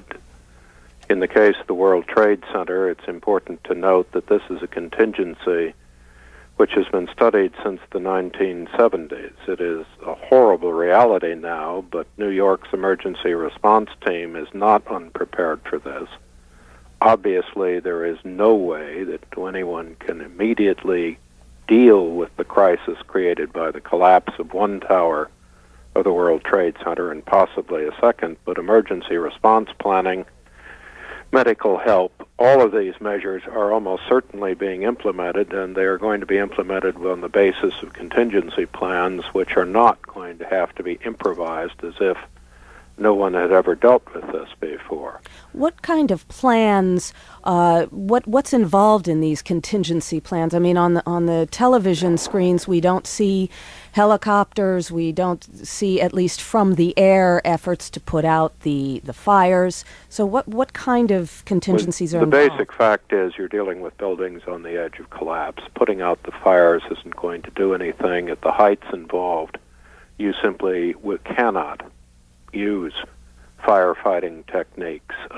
Nothing a helicopter did at this point would matter unless it could evacuate people which had moved to the top of the building, and certainly helicopters will be surveilling that. The emergency responders face the fact that one tower has collapsed, another may collapse at any moment. Throwing in emergency response teams into a building where the people are trying to evacuate may simply be killed along with the response team is not something that's going to help. What you have to do is be ready on the periphery, provide as many ambulances as possible, prepare the hospitals, clear the routes for evacuation and emergency movement where people can be taken out of these buildings. All of this is not going to produce the kind of life-saving measures that would be possible when you weren't dealing with such a catastrophic attack. But it is the kind of measure which is as effective as measures can be under these conditions. Well, Tony Cordesman, you're a man who has spent his career examining contingencies, military as well as civil, involving terrorism and regular military activities. Are we likely to see any... Is there a plan, given this development, to shut down some of the heretofore routine aspects of American commerce, transportation, communication? The problem that you face here is we're a free and open society. We can be attacked at virtually any point. Our information systems, our infrastructure, our financial systems, physical plants, symbols of our nation like the Constitution, key centers of government. There are literally tens of thousands of points of vulnerability. Now, we have been working for something like the last 10 years to try to improve homeland defense capability. A lot of that effort has been, up till now, focused more on issues of bureaucratic control, research, slow improvements in response and defense, simply because no one anticipated that there were terrorist groups capable of this level of sophistication and coordination. It's quite obvious that one of the immediate steps that's going to have to be taken is to completely reorganize that homeland defense effort and give it a new priority. Put in perspective for us, you mentioned this level of sophistication and coordination. What is the amount of sophistication that was needed to carry off this kind of apparent attack? The immediate sophistication is that it's really unlikely that the pilots were hijacked into flying their aircraft into buildings. This is not something where someone points a gun to your head and says, commit suicide or I'll kill you. You had to be able to take over 3 aircraft. You had to do so with a knowledge of the flight patterns. You had to be able to coordinate 2 attacks in New York, a 3rd attack against the Pentagon, know the air control routes well enough to provide some kind of cover. Now, that alone is an extraordinarily sophisticated attack, particularly because most terrorist movements tend to talk, they tend to leak information. They're often far more political and verbal than active. This is, at a minimum, a very sophisticated multiple attack by what has to be a relatively large group with extraordinary organization and discipline. Indeed, we're now receiving reports that according to senior law enforcement officials outside the State Department a few minutes ago, a car bomb exploded. So now we have 3 aircraft attacks. We have reports of a car bomb explosion. Who knows what could happen next? Well, the real problem here is that we have never identified the kernel of an organization with this level of sophistication. People have examined the Iraqi capabilities for many years. They have never seemed to be directed toward this level of operation, and certainly not had the capability in the United States. We have seen Iranian extremists support or talk about such groups, but not organized to act. Bin Laden's movement was seen as an important umbrella group, but not one with the capability to, up till now, pull together all of the elements for this kind of attack, even though it is the only group which has talked about this kind of attack and near war against the United States. Now, no national emergency has been called at this point, but I'm wondering, there is something called DEFCON, standing for Defense Condition. What constitutes a national emergency and a DEFCON? There are two completely different things. The President would declare a national emergency when the state and local responders could not take the lead in the operations necessary for response. That's different from providing the governor, the mayor of New York, people in Washington with every possible federal assistance to go on and support the movements and activities they're already taking. To do that, we would have to have a clear indication that there was first a reason, a federal action that had to be taken, and second, it could not be done or taken under the leadership of the mayors and governors. Now, DEFCON is a completely different situation. Whenever the United States is under attack, we raise the level of readiness. With this come all kinds of force protection measures. We bring people back into military headquarters. We seal off military bases. This is all over the world. This is all over the world. Now, obviously, in a case like this, we have to anticipate that there may be follow-on or supporting attacks outside the United States. It seems extraordinarily doubtful that this could be done by some militia or U.S. domestic terrorist group. That is a theoretical possibility, but we are now looking either for a terrorist group overseas that we have never identified in the past, or a level of sophistication within groups that we do know, and there are really two that have tried this level of attack in the past, the Red Brigades in Japan, which frankly seem to have very little operational capability like this today, and some group, not perhaps led by bin Laden, but affiliated with him. The vice chairman of the U.S. Joint Chiefs of Staff, General Richard Myers, has said that there were reports of another hijacked plane heading from New York to Washington. That was shortly before the Pentagon explosion, therefore possibly making a link between the explosion at the Pentagon and a flight that was coordinated with the 2 planes that struck the World Trade Center towers. If you are just joining us, we are reporting on several catastrophic attacks and events in the United States in 2 major centers, our business center in New York City, the 2 World Trade Center towers, among the tallest buildings in the world, were attacked by 2 separate airplanes, a plane each, flying directly into the towers.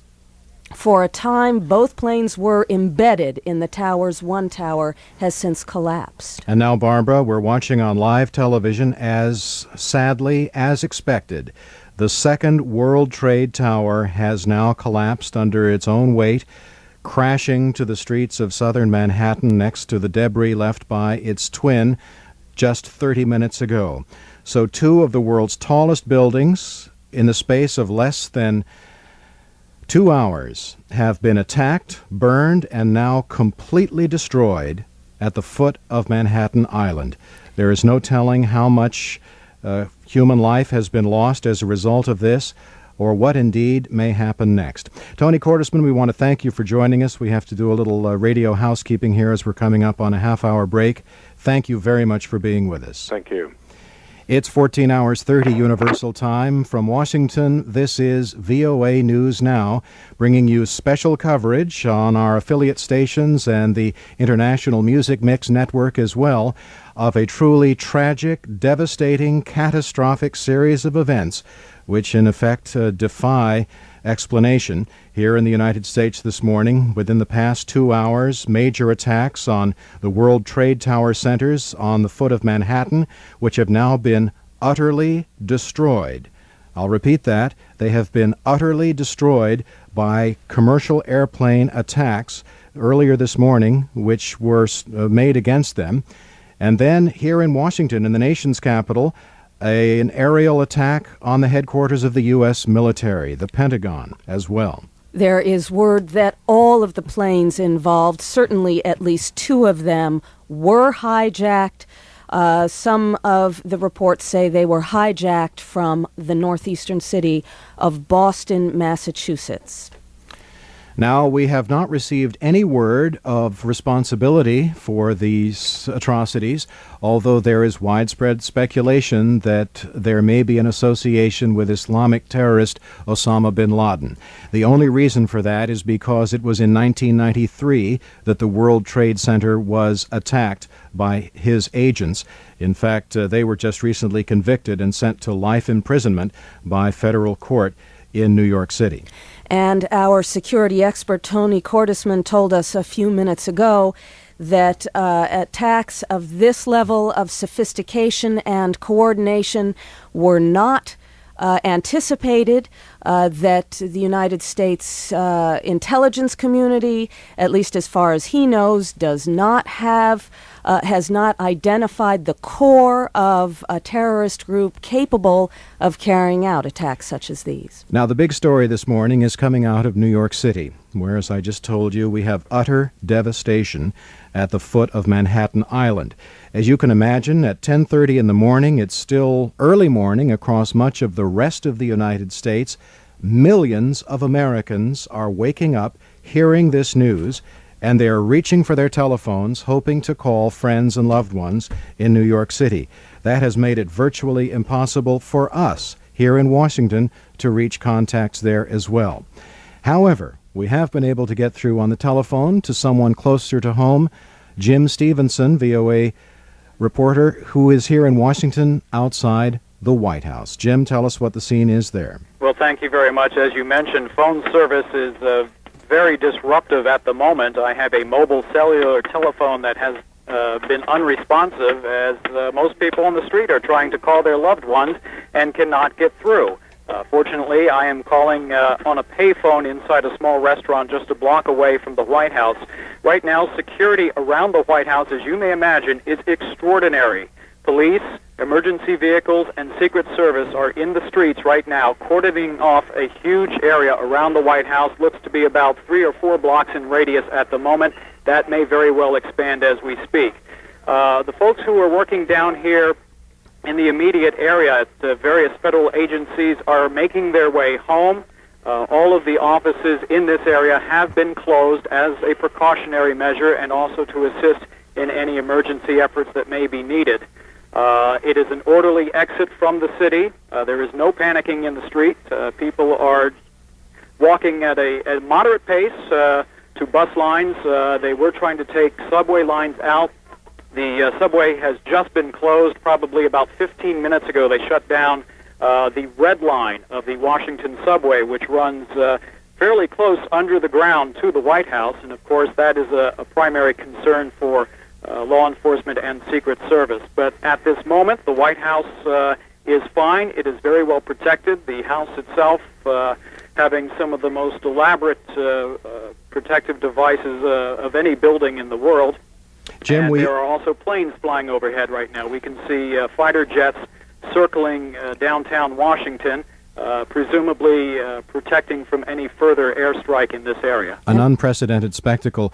We received earlier word that a car bomb had exploded near the U.S. State Department. Have all the streets around the White House been cleared by tow trucks?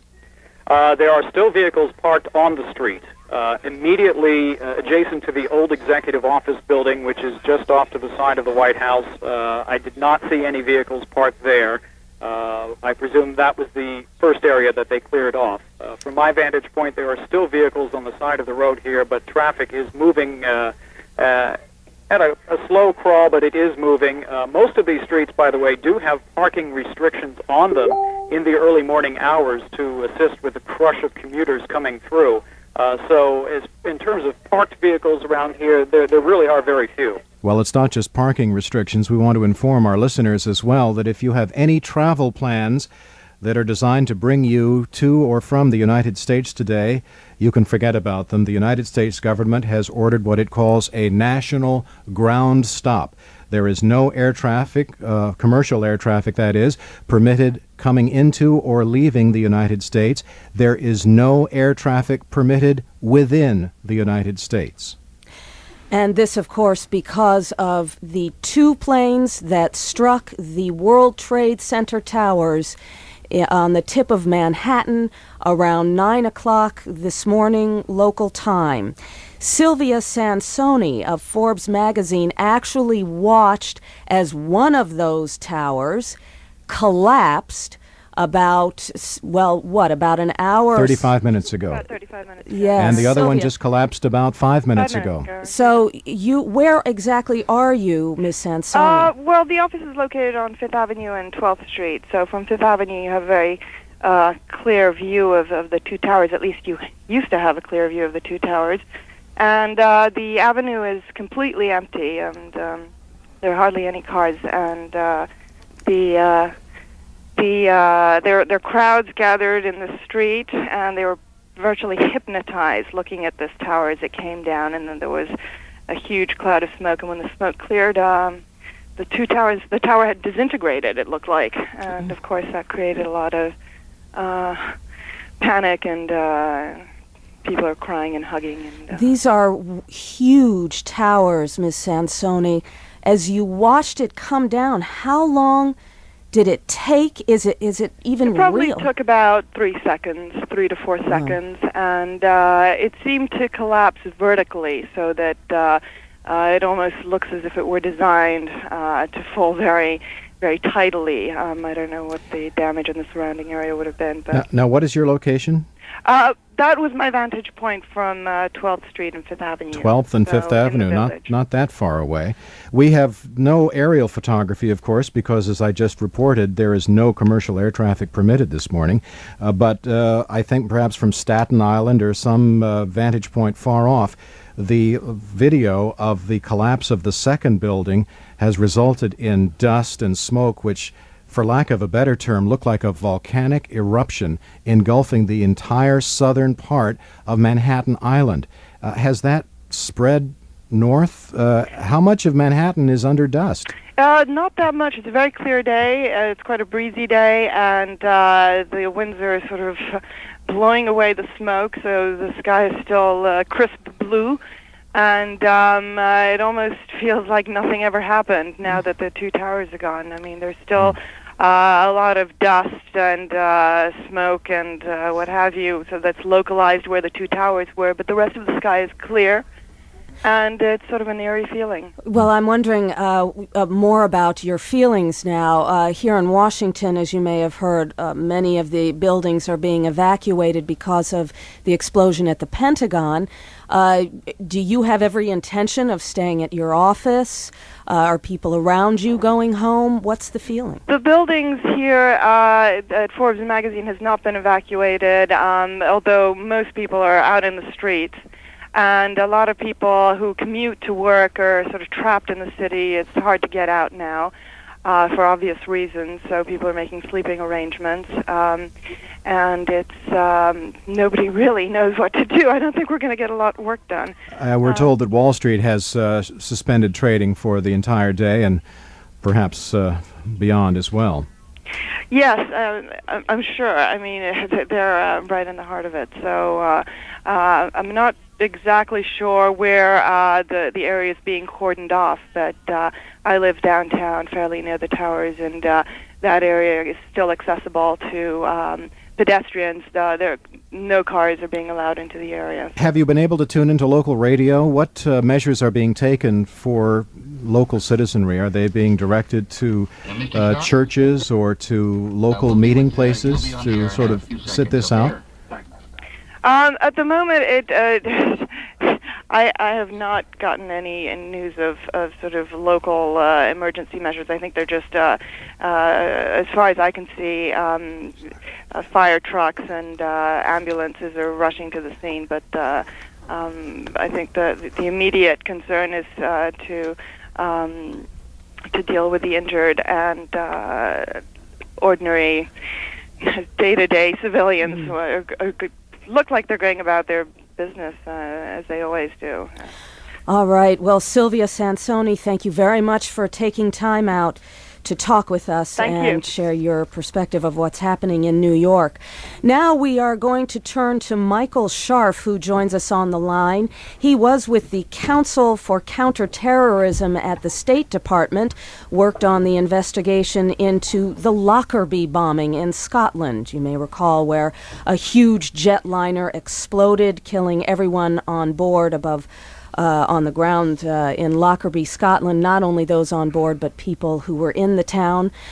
Michael Scharf, tell us, we were told earlier today that by Tony Cordesman, a national security expert, that attacks of this level of sophistication and coordination were really not anticipated. In your view, what were attacks of this level of sophistication predictable? Michael Scharf, are you with us? Well, as we've been reporting, this is a unprecedented telephone communications day, as literally millions of Americans across the country are trying to reach loved ones in New York City, as well as here in Washington. All U.S. commercial air traffic has been halted. You can imagine the effect that is having on commerce and on communications here in the United States. So we're having difficulty as well getting through to people. But we do have people here in Washington who've come to work here at the VOA studios, have passed by the Pentagon, which, as we reported, we should bring you up to date, which suffered a huge explosion about an hour and 15 minutes ago. There is word that a plane was involved in that. Our own Neil Curry and Paul Popowitz are in the studio now, both of whom have seen, at least passed by. Paul, let's begin with you. What did you see?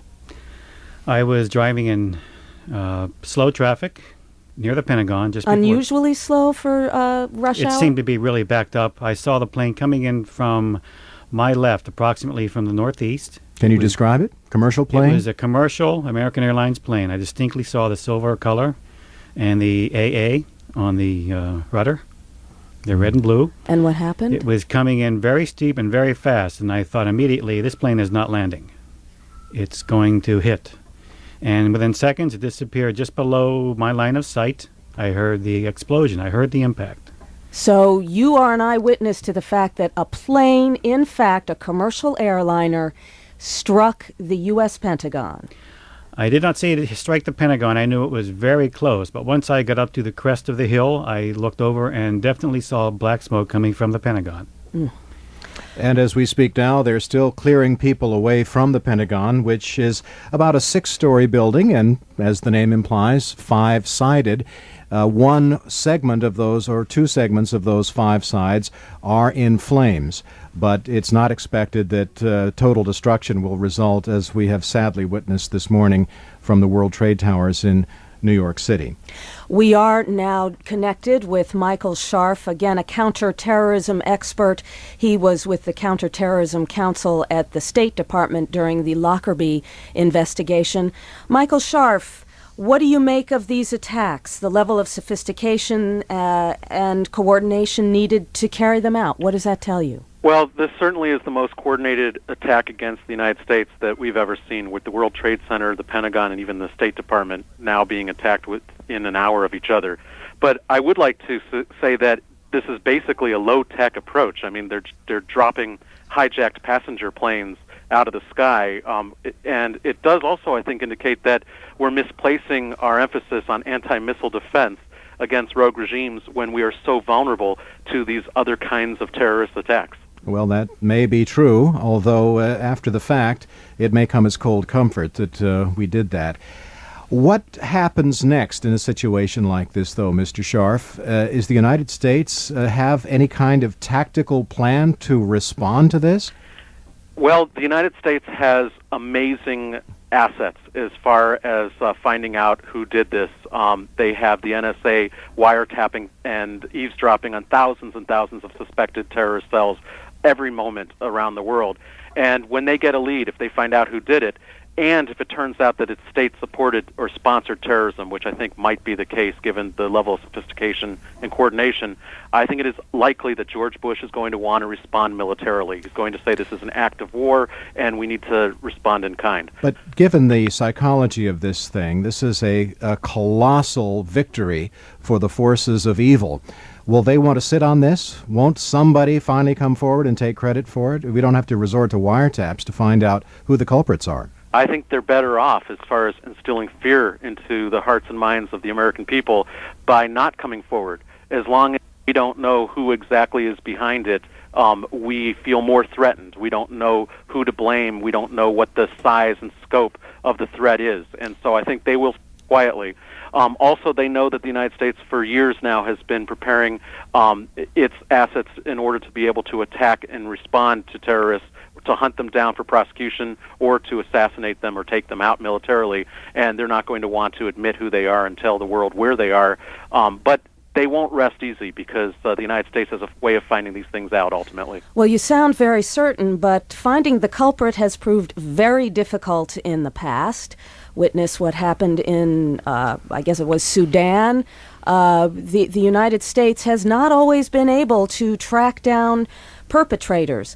How definite do U.S. officials need to be? How certain do they need to be before they strike against suspected terrorist organizations?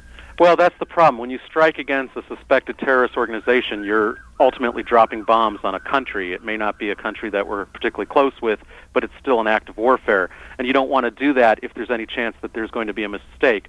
I think we saw when we dropped the bombs on what we thought was a chemical weapons facility in the Sudan in 1998 that turned out to be a pharmaceutical company, that this can really backfire as far as American foreign policy. So they're going to want to be relatively careful about making those determinations, but they don't have to be so careful as proving it in a court of law beyond reasonable doubt. If they have a sufficient case against a country as a state supporter, I think this Bush administration will act, and I think the world will support them. How much support does the United States need from its allies, from other countries, in pursuing the perpetrators and in taking action? This attack is unprecedented in the history of terrorist acts against any country. And I believe that the other countries around the world, starting with our European allies, are going to very quickly rally around the American flag and support whatever the United States chooses to do to respond. Just put in perspective for us, you say this is not only the largest terrorist attack against the United States, it is the largest terrorist attack ever in the world. We were speaking again with our security advisor earlier in the hour, Tony Cordesman, who said an incredible amount of sophistication and coordination was required. We know that Osama bin Laden, the Saudi terrorist, is described as having a lot of money, although you suggest that there is likely to have been, or it seems likely to have, state support. What makes you say that? Well, terrorist groups can't act without either a huge amount of money like Osama bin Laden has, or state support, which will translate into money and also giving passports and facilities and training grounds and so forth. Osama bin Laden actually has both. Afghanistan has been sheltering him, allowing his troops to use that as a headquarters and training facility. His money allows his perpetrators to get fake passports in order to infiltrate all over the world. And so he is right now the number one terrorist threat because he has all of those different aspects, and he doesn't have a particular country other than Afghanistan and the Taliban that we can target. And so it is very possible that it's Osama bin Laden. But with what's going on in Israel, it could be the Hamas, it could be other Palestinian factions who over years have amassed a great deal of sophistication and military equipment and money that they've gotten from state supporters. And so I wouldn't be too quick to assume that it's bin Laden. There are other possibilities as well. What is the likelihood that this is domestic, as we saw in Oklahoma City? I don't think that that's very likely. I think what happened in Oklahoma City was very low-tech. It was just the product of a couple of individuals. I don't think any of the groups that are very upset with the government have this kind of sophistication, coordination, or a history of widespread attacks against the American people themselves. And remember, these planes are likely to have been filled with innocent passengers. That's right. Is it possible to carry out an attack like this, no matter how sophisticated your technology is and how much money you may have amassed overseas? Is it possible to carry it out without some help from Americans on the ground here? It is likely that there are inside operators. They could be expatriates from the countries or the groups, people that have been on the ground for a long period of time. I think it would probably be difficult for them to have infiltrated 3 different airports at the same time, smuggled on weapons, were able to hijack aircraft, were able to figure out exact flights and perpetrate this without a wider net of support, both in their own countries and in the United States. Michael Scharf, thank you very much for talking with us. It's been a pleasure. Michael Scharf was with the Counterterrorism Council at the State Department, involved in the Lockerbie, Scotland terrorist attack and plane bombing. Thank you very much, Mr. Scharf. It's 14 hours 52 Universal Time. You're listening to VOA News Now, coming to you from Washington on shortwave affiliate and on the Music Mix Network. We're bringing you special coverage of disasters which have occurred today in New York City, where the World Trade Towers have been utterly destroyed by 2 crashes involving commercial planes. One of them, an American Airlines jet, which was hijacked, we believe, from Boston this morning.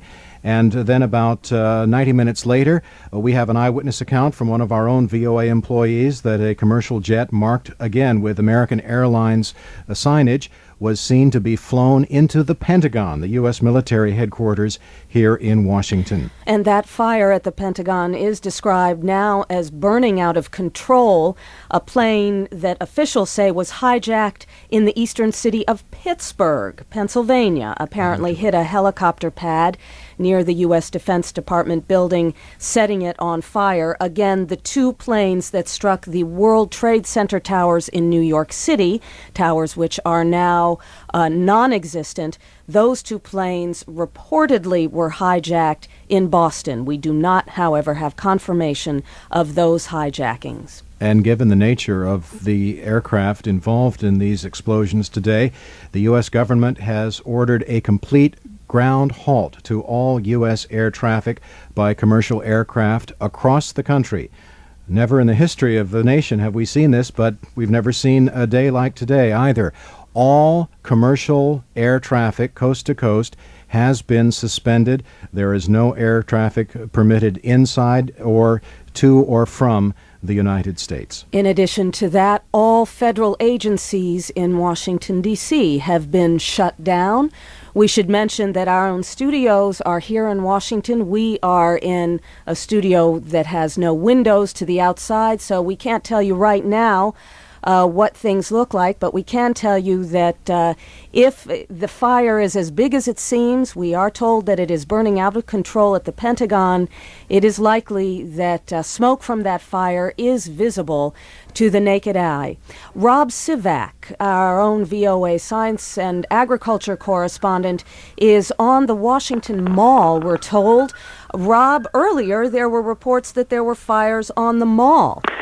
Barbara, I saw no evidence of any fires on the mall. It actually had an oddly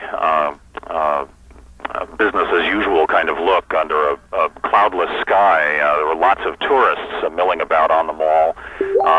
Certainly there was a lot of confusion about what was going on. Everyone had heard, of course, of the tragedy in New York and had begun to hear about what was happening here in Washington.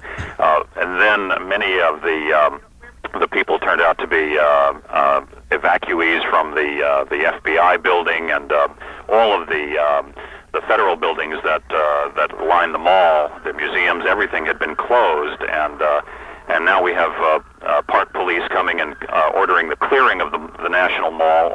All the tourists and people who have been evacuated from their buildings are being told to find some way to get home. The metro, the subway system in Washington, at last report, was still operating. And I guess under heavy guard, perhaps, there is going to be an effort to get all the people who are milling about on the mall home and somewhere other than in the center of Washington, D.C. The park police have set up a command center on the central lawn, the nation's capital, and I think they're going to be trying to monitor and offer some security to the buildings around this area. So that's the situation right now. It's a beautiful day out here, but there is a sense of fear. We've spoken with a lot of the tourists here. Ironically, a woman that we ran into from Northern Ireland. She said she's accustomed to bombing, but nothing like this she just couldn't believe that something like this would happen in Washington, D.C. All right, Rob, thank you very much. If you're staying out there, we will be checking back with you as we progress in our coverage of attacks, apparently terrorist attacks, on both New York City's World Trade Center towers, both of which have collapsed, two of the world's largest buildings. Also, an airplane attack on the Pentagon, apparently coordinated attacks, hijackings of American airline commercial jets from different cities, hijacked from different cities, striking at a couple of major centers in the United States, causing the shutdown of all air traffic in the entire country. President Bush is said to be returning to Washington from a domestic political trip to Florida. The U.S. Secretary of State, who was in Peru this morning, is said to be on his way back to the United States. There is significant disruption to U.S. telecommunications across the country as a result of millions of Americans awakening this morning, picking up their telephones, trying to reach loved ones in New York City and Washington, trying to change travel arrangements, as this ground halt has resulted in a total freeze on all commercial air traffic across the United States. The stock markets are closed on Wall Street. We are told the price of oil has spiked $4 a barrel, and that stock values have plunged in many of the European bourses in at least the first reaction to what's happened. The World Trade Towers were headquarters for many international businesses, many of them Asian and European.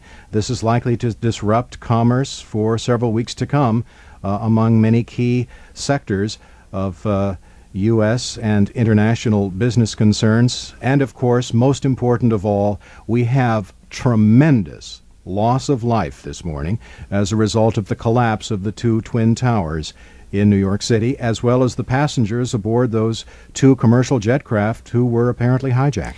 And there is word that there's been a fourth explosion at the World Trade Center towers in New York.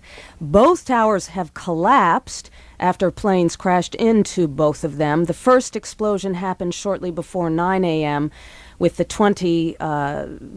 second one about 20 minutes later.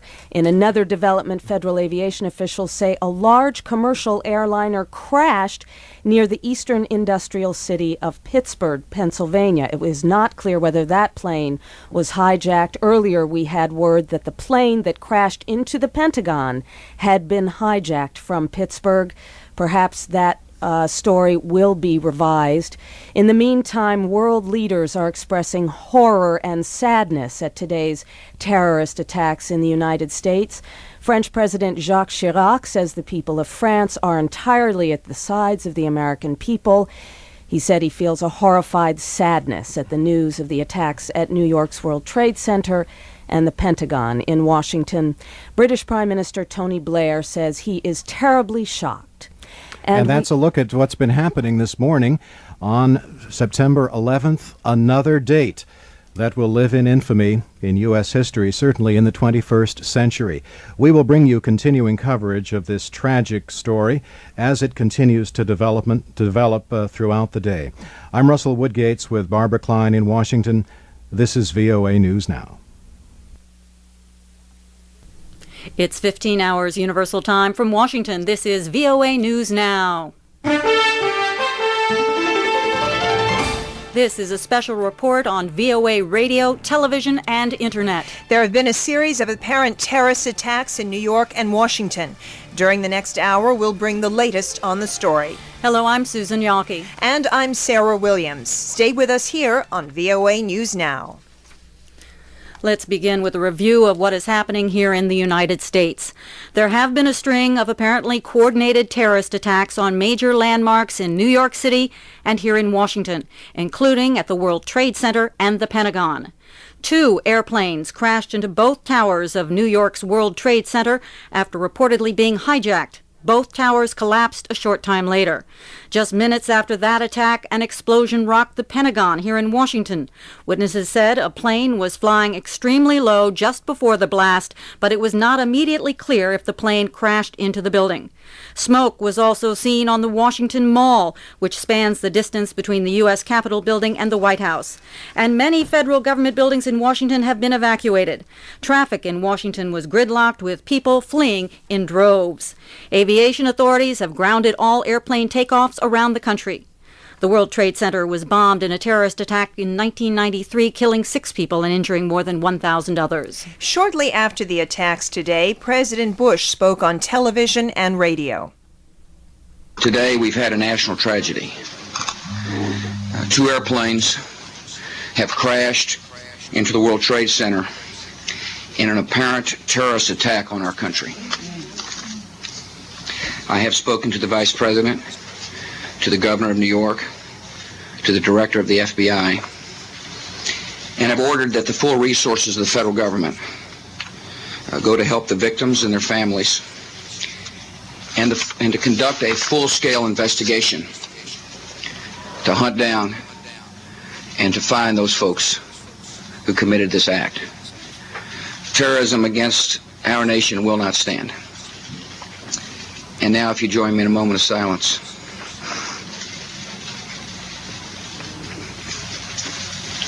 May God bless the victims, their families, and America. That is President Bush.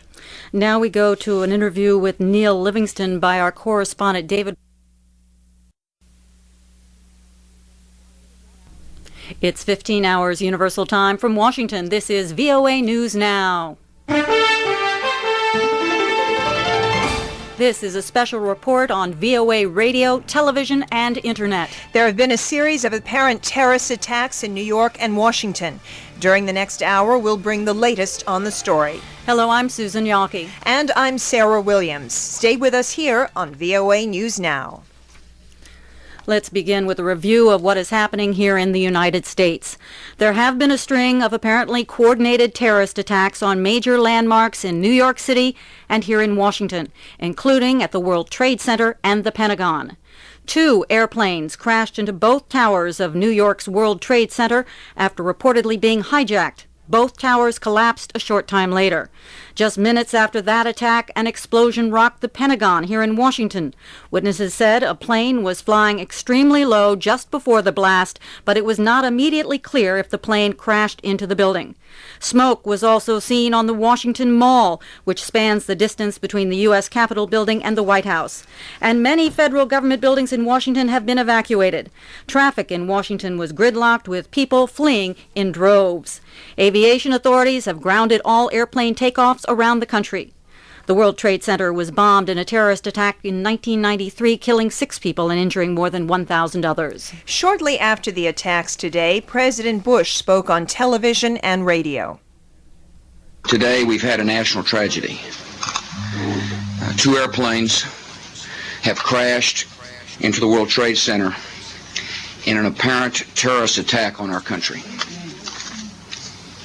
I have spoken to the Vice President, to the Governor of New York, to the Director of the FBI, and have ordered that the full resources of the federal government go to help the victims and their families, and to conduct a full-scale investigation to hunt down and to find those folks who committed this act. Terrorism against our nation will not stand. And now, if you join me in a moment of silence.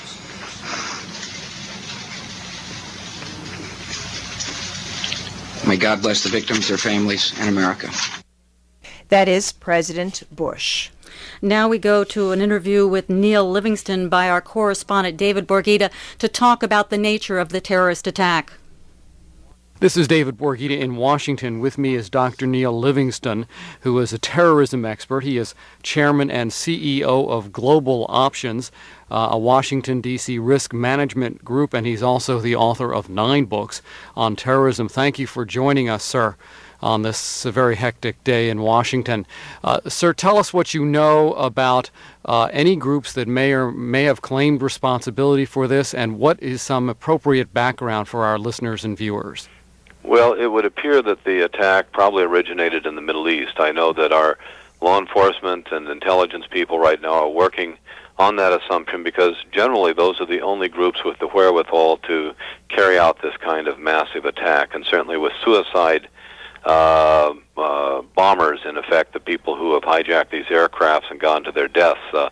That's why the only other group in the world that we would have any substantial concern about right now would be the Colombian drug cartel, simply because Fabio Ochoa was recently extradited to the United States. But we don't think that that would be as likely in this case. So we have a number of Palestinian groups that have claimed credit. We certainly are concerned about Osama bin Laden. He has threatened repeatedly to attack the United States again.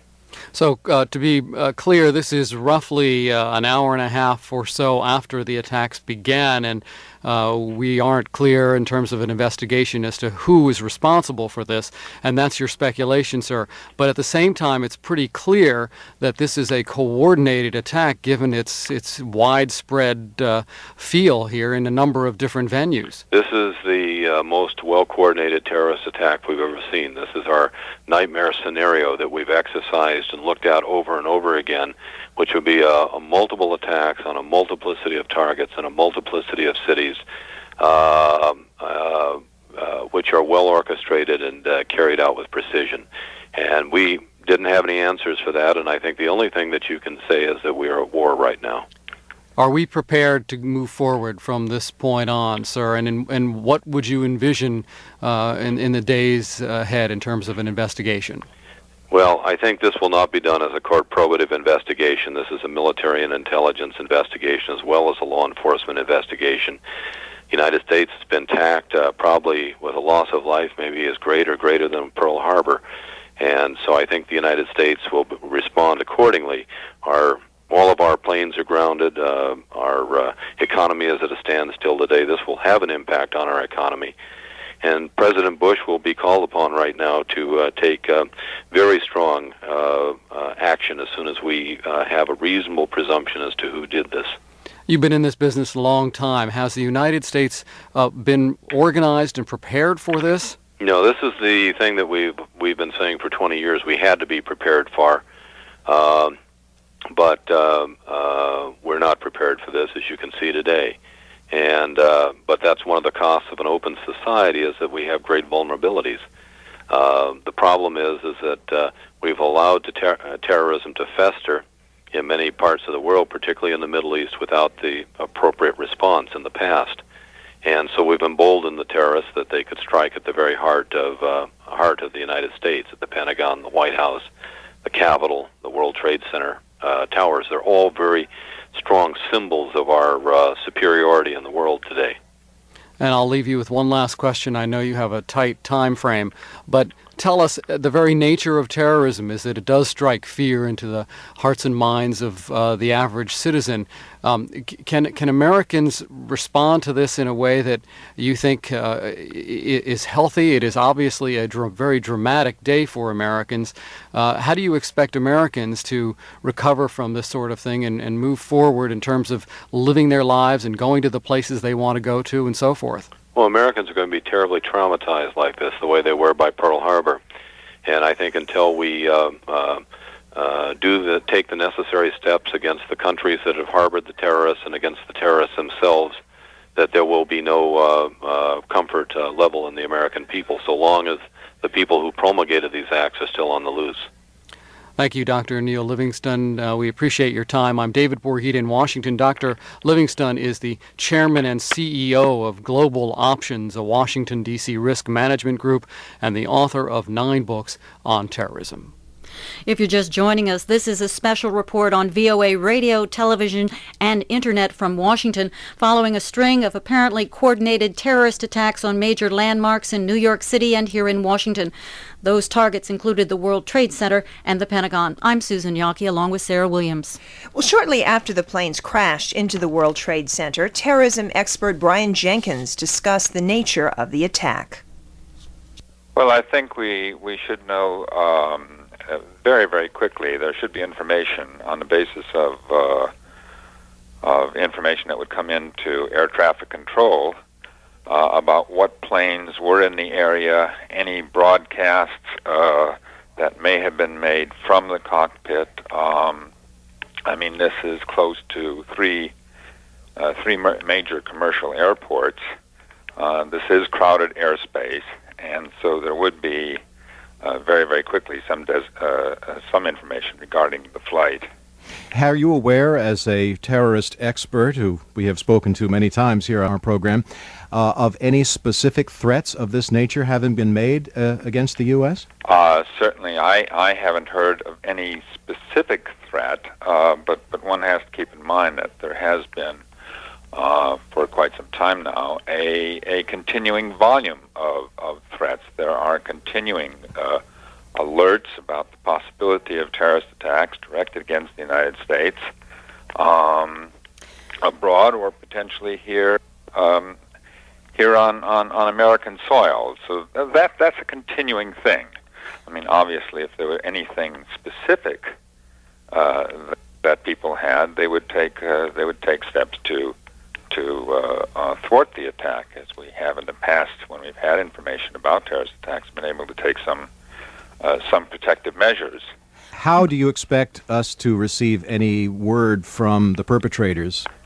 We may not receive any word. I mean, the problem that we face here is that in years past, terrorists were very quick to claim responsibility for their actions, but in more recent years, particularly in some of these more horrendous incidents, we haven't seen a claim made specifically by any group. They leave it, in a sense, to our imagination to try to figure out who is behind it. They're satisfied by carrying out the operation itself, not particularly concerned with taking credit.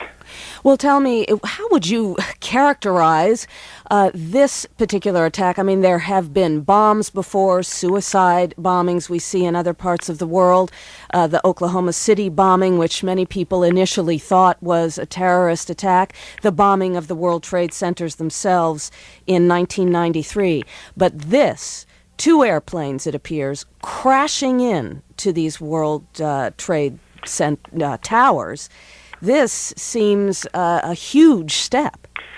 It is something that we have worried about before. It is unprecedented, but we have worried before about the possibility that hijackers might seize control of an airliner and fly it into a populated center. There have been threats in the past, not related to this particular event, but in years past, when planes were hijacked, there were threats that the hijackers might fly it in, crash it into a populated area. So the action, I mean, certainly terrorists in years ago have thought about such things, but it's clearly unprecedented, and especially in this case when there are two planes flying into the same set of buildings. Yes, it seems that it for whoever is behind this, it required enormous planning and coordination to do this. That would be a safe presumption. I mean, I think it is safe to say it's too early to speculate as to the details of who may be responsible, but I think it's safe to assume that this is a coordinated action. This is not happenstance. The two planes crash into the World Trade Center within minutes of one another. That's terrorism expert Brian Jenkins speaking from California with VOA's Barbara Klein and Russ Woodgates. One of the targets today was the Pentagon building here in Washington. Earlier it was described as burning out of control. A plane that officials say was hijacked in the eastern city of Pittsburgh apparently hit a helicopter pad near the U.S. Defense Department building, setting it on fire. That was our early report. Right now we have our correspondent Andrew Barrick out there near the Pentagon reporting to us. Andrew, what do you see? Well, I'm right here at the MCI building in Pentagon City, and a security man is asking me to hold up and not talk to you, but I'm going to continue to go live. What I saw was I was on the subway going to work, and people were talking about the New York City Trade Center bombings, and we turned around, we looked, we saw a flash of light and suddenly smoke billowing from the Pentagon area. Well, we didn't know, of course, it was the Pentagon area at the time.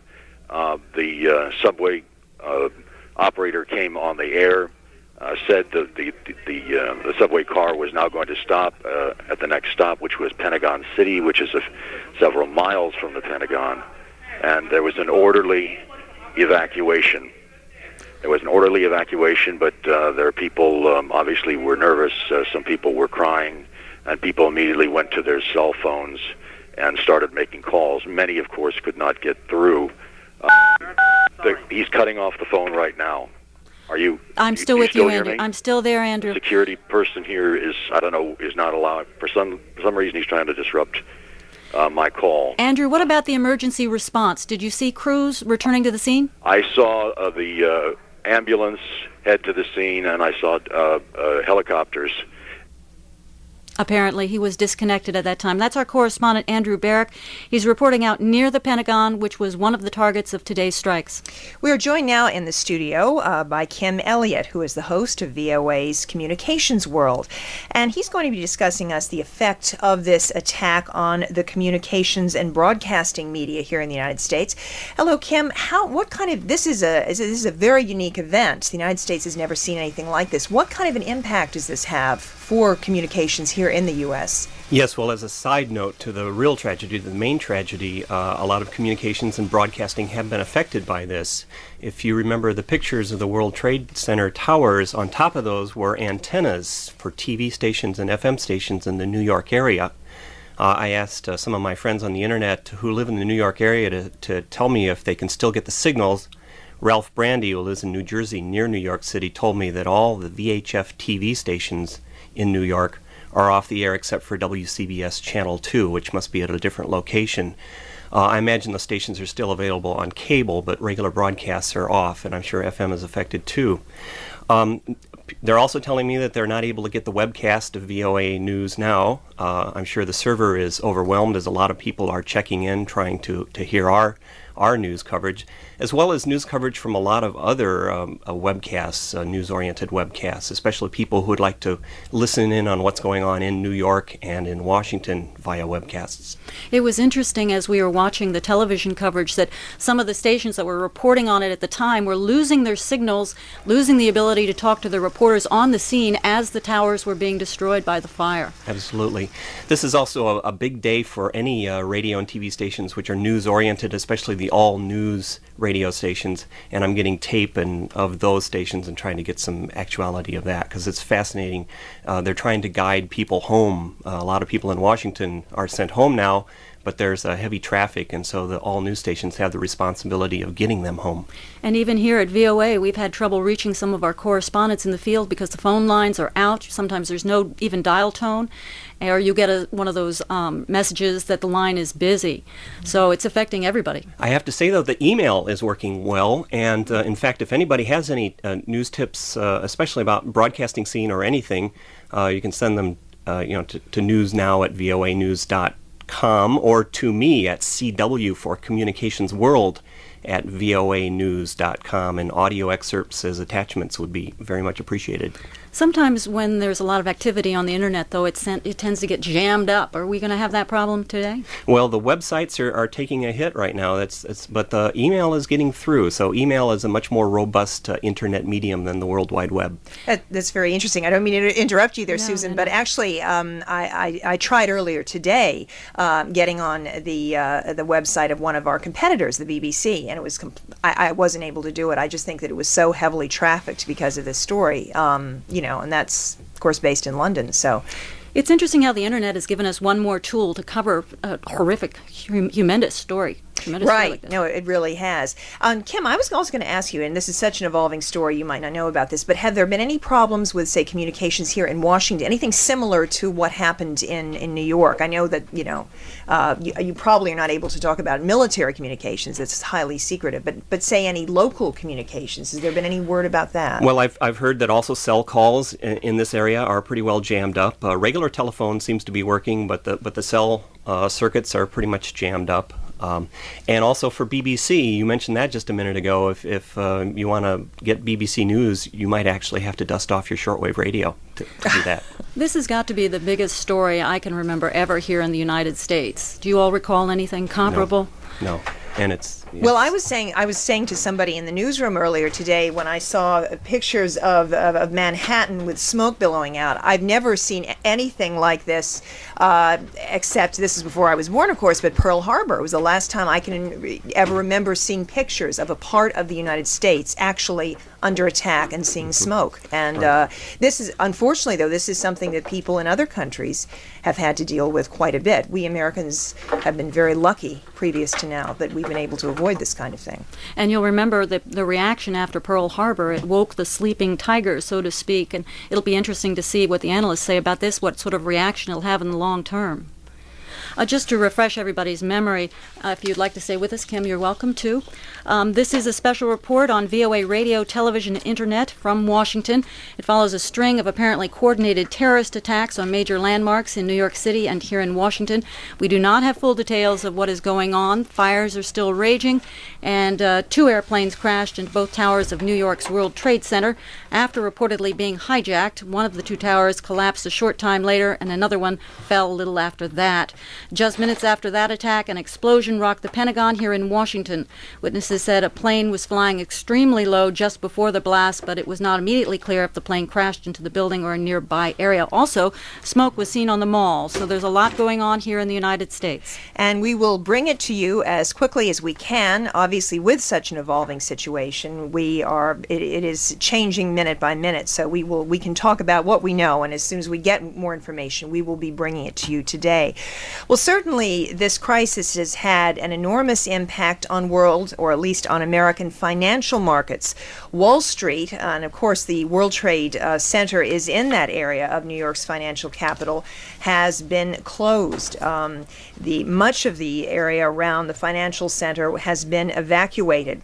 Trading was actually suspended on the New York Stock Exchange, and in addition, the Nasdaq stock market has been considering whether to continue work today. However, the American Stock Exchange and the New York Mercantile Exchange did announce that they are closed today. In addition, in Chicago, in the Midwest, the Chicago Board of Trade also suspended all trading during the morning, in addition because of the concerns about the attacks. It'll be interesting to see this ripple effect around the world as a result of these attacks. It will be, yes. Now I believe we have on the line Michael Pangia. He's an aviation expert, and he joins us on the line live right now. Mr. Pangia, this is Susan Yaki along with Sarah Williams in Washington. Hello, sir. Yes. Is there anything you can tell us about these attacks today? Well, I don't think I could say anything any more than anybody else has said. It came to me as everybody else, like everybody else, as a complete shock. This is more than just an aviation disaster. I understand that everything has been closed. The plane that hit the Pentagon, I understand, came out of Dulles. A lot of the information can be wrong at this time, but I understand it came out of Dulles Airport, which is only 2 minutes away from that Pentagon. So it's quite easy for that to happen on a hijacked airplane. I understand now that my call up to where I live up in Capitol Hill, that there was an explosion up there of some type, which I think was a car bomb.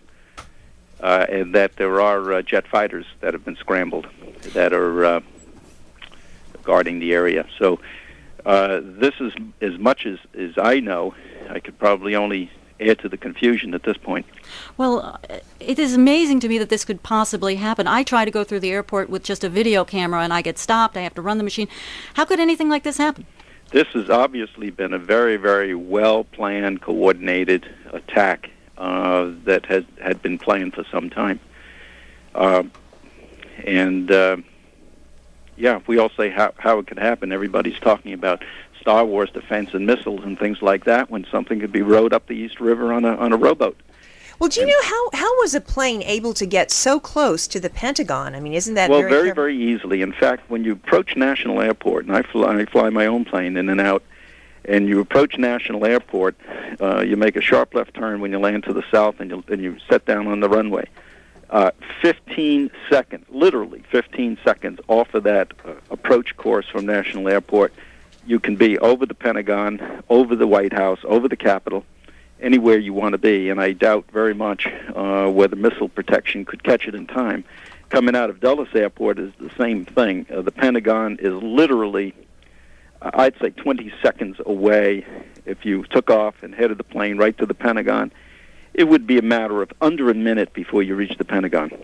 So that's how it could happen. Being a pilot yourself and being an expert in this area, we all know that the average ticket holder goes through security checks to get on the plane. What about the pilot and the co-pilot? How secure are their entry onto the plane? Well, it's fairly secure, and crew members know each other. This had to be, and this is all guess and speculation at this point, but some passengers get on there and, maybe take over and have a pilot on board to take over, to fly this airplane, rather than even coerce the legitimate pilot. Something like this had to be planned, particularly since the two airplanes up in New York were so accurate in hitting their targets. Even if the legitimate pilot is coerced, they could very, very easily swerve it into the river and things of that sort. So this had to be something more than just somebody holding a gun to somebody's head. Would it be easy for somebody in a uniform to get on that plane as a pilot? It might be. I don't think it'd be easy, but anything could happen. Any system could, the terror of this thing, when you look at it in the long range, is what we're willing to do to our own freedoms to stop this. And that is really the harm that we're going to see in this country for the next 10 years, is the amount of freedoms and constrictions that the average citizen must undergo in order to protect themselves. And that is really the horror, even further beyond continuing horror of this type of thing. Well, thank you very much for your time today. We certainly appreciate you speaking with us live on the line. That's Michael Pangia. He's an aviation expert. And the leading news story we're following, of course, at this hour. U.S. authorities have gone on the highest alert coast to coast, halting all air traffic, evacuating high-profile buildings, and tightening security at government and military installations. Under orders from the Federal Aviation Administration, airports nationwide have halted all outbound flights. They were keeping their runways open for incoming planes.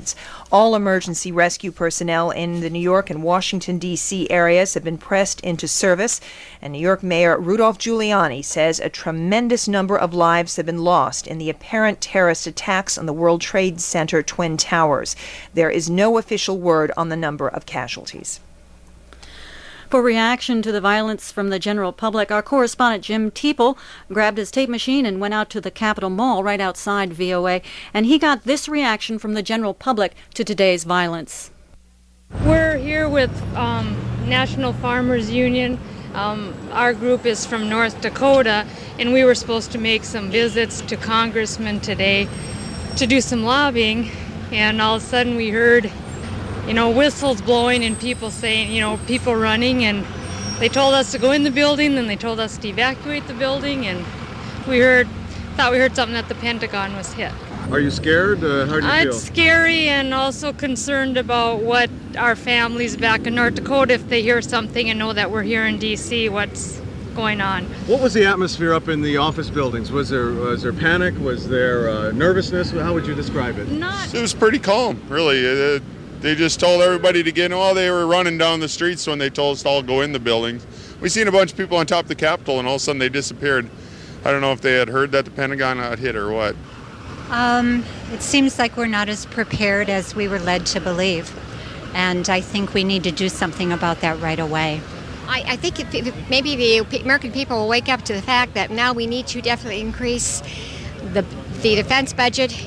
We've been aware of terrorists for years, and we think we're indestructible. We're not. We need to do something we have to do something that's going to make a difference and prevent this from happening. There's got to be a way. There's got to be a plan. We have to unite. We got to be behind the president and this government. And we've known of terrorist groups for years, and many of them. And the first, obviously, the place they want to get is the Capitol, Washington. Where after all, here's the seat of our government. We have to have our president protected. We have to have our great nation protected, and this cannot go on any longer. We must protect our people, but more importantly at this point, our president and the government. We have to unite. Yes. We have to unite as they did in other times in our history, like World War II. We have to unite. We have to bond. We have to really become one nation again, as we have from the beginning of our history. Hi, can I get your reaction to what's happening up here today? Disbelief that it was, really happening. I mean, you hear about movies and terrorist attacks and open society. But I mean, if you have a terrorist that's willing to kill themselves to kill others, how are you going to stop it? If they can hit the Pentagon, who's safe? What do you think the reaction of the United States should be when they find out who did this? Massive retaliation. Just like the Israelis. I mean, you can't live with terrorism. I think the United States should just, excuse my expression, kick ass. I think it's pretty scary, but I think you could have expected it considering what's been going on in the political situation and everyone's feelings with the United States. What do you think the reaction of the United States should be when they find out who carried these acts out? I think they should get the people, and I think they should make them pay. A sampling of opinion from the streets of Washington, the nation's capital. Earlier, President Bush called the crashes in New York an apparent terrorist attack. The president, on a visit to the southern state of Florida, says he has ordered a full-scale investigation. In his words, he's going to hunt down those who committed the attack, a feeling many Americans support at this time. If you've just tuned in, this is a special report on VOA radio, television, and internet from Washington. Here's the story we're following. There's been a string of apparently coordinated terrorist attacks on major landmarks in the United States, including the World Trade Center, Pentagon, and State Department. Many people have been killed, but there are no exact casualty figures. 2 airplanes crashed into both 110-story towers of New York's World Trade Center after reportedly being hijacked. Both towers collapsed later. Just minutes after that attack, an explosion rocked the Pentagon here in Washington. A witness told VOA that he saw an American airline Airlines passenger jet flying extremely low and fast just before the blast, but it was not immediately clear if the plane crashed into the building. An airliner also crashed outside Pittsburgh, Pennsylvania. It is not known if that crash was related to the other incidents. Smoke was seen on the Washington Mall, which spans the distance between the U.S. Capitol building and the White House. Many federal government buildings in Washington have been evacuated, and traffic in the city is gridlocked with people fleeing in droves. And as we mentioned, President Bush called the crashes in New York an apparent terrorist attack and vowed to hunt down those responsible. Aviation authorities have grounded all airplane takeoffs from around the country. And you will recall that the World Trade Center was bombed in a terrorist attack in 1993, killing 6 people and injuring more than 1,000 others. In Washington, I'm Susan Yawkey, along with Sarah Williams. And we're joined now in the studio by VOA's Adam Phillips, who was just in the vicinity of the White House, and he heard an explosion. Welcome, Adam. Could you describe what happened, what you heard in that area? Well, the streets were full of chaos. People were talking very, very loudly. They looked very agitated. There was a lot of sighs. People were crying, dabbing their handkerchiefs. And all of a sudden, there was a loud explosion. I can't say for sure if it was a bomb or not, but it sounded close enough to a bomb to panic very many people. And I actually got a little bit of tape of the reaction of that, if you'd like to hear it. Yes. What was that? What do you hear? I don't know. I heard something like, you hear that? Yeah. I heard that. What is that? What is that? I need you to push back. Can we get our car? Thank you. I need you to push back. I need you to push back, please.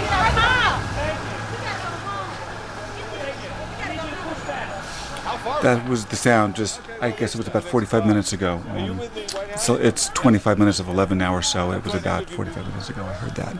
Well, Adam, I know originally you were from the city of New York, and unfortunately one of the horrific things that have happened today were the explosion, the destruction of the World Trade Center in the city's financial district.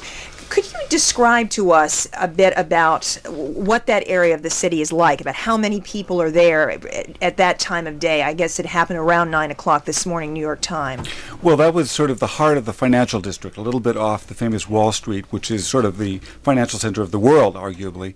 And so there are, tens and tens of thousands of people there. I don't know exactly how many people, but at 9 o'clock in the morning, most of them can be presumed to have just arrived at work. Excuse me, Adam, yes. I don't mean to interrupt. Please hold that thought, but I've just been handed an urgent story.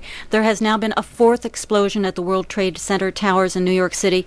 Both towers, as we mentioned, collapsed this morning after planes crashed into both of them. The first explosion happened shortly after 9 a.m. local time, with the second 20 seconds later. And in another development, while I've got the mic for a moment, federal aviation officials say a large commercial airliner crashed near the eastern industrial city of Pittsburgh.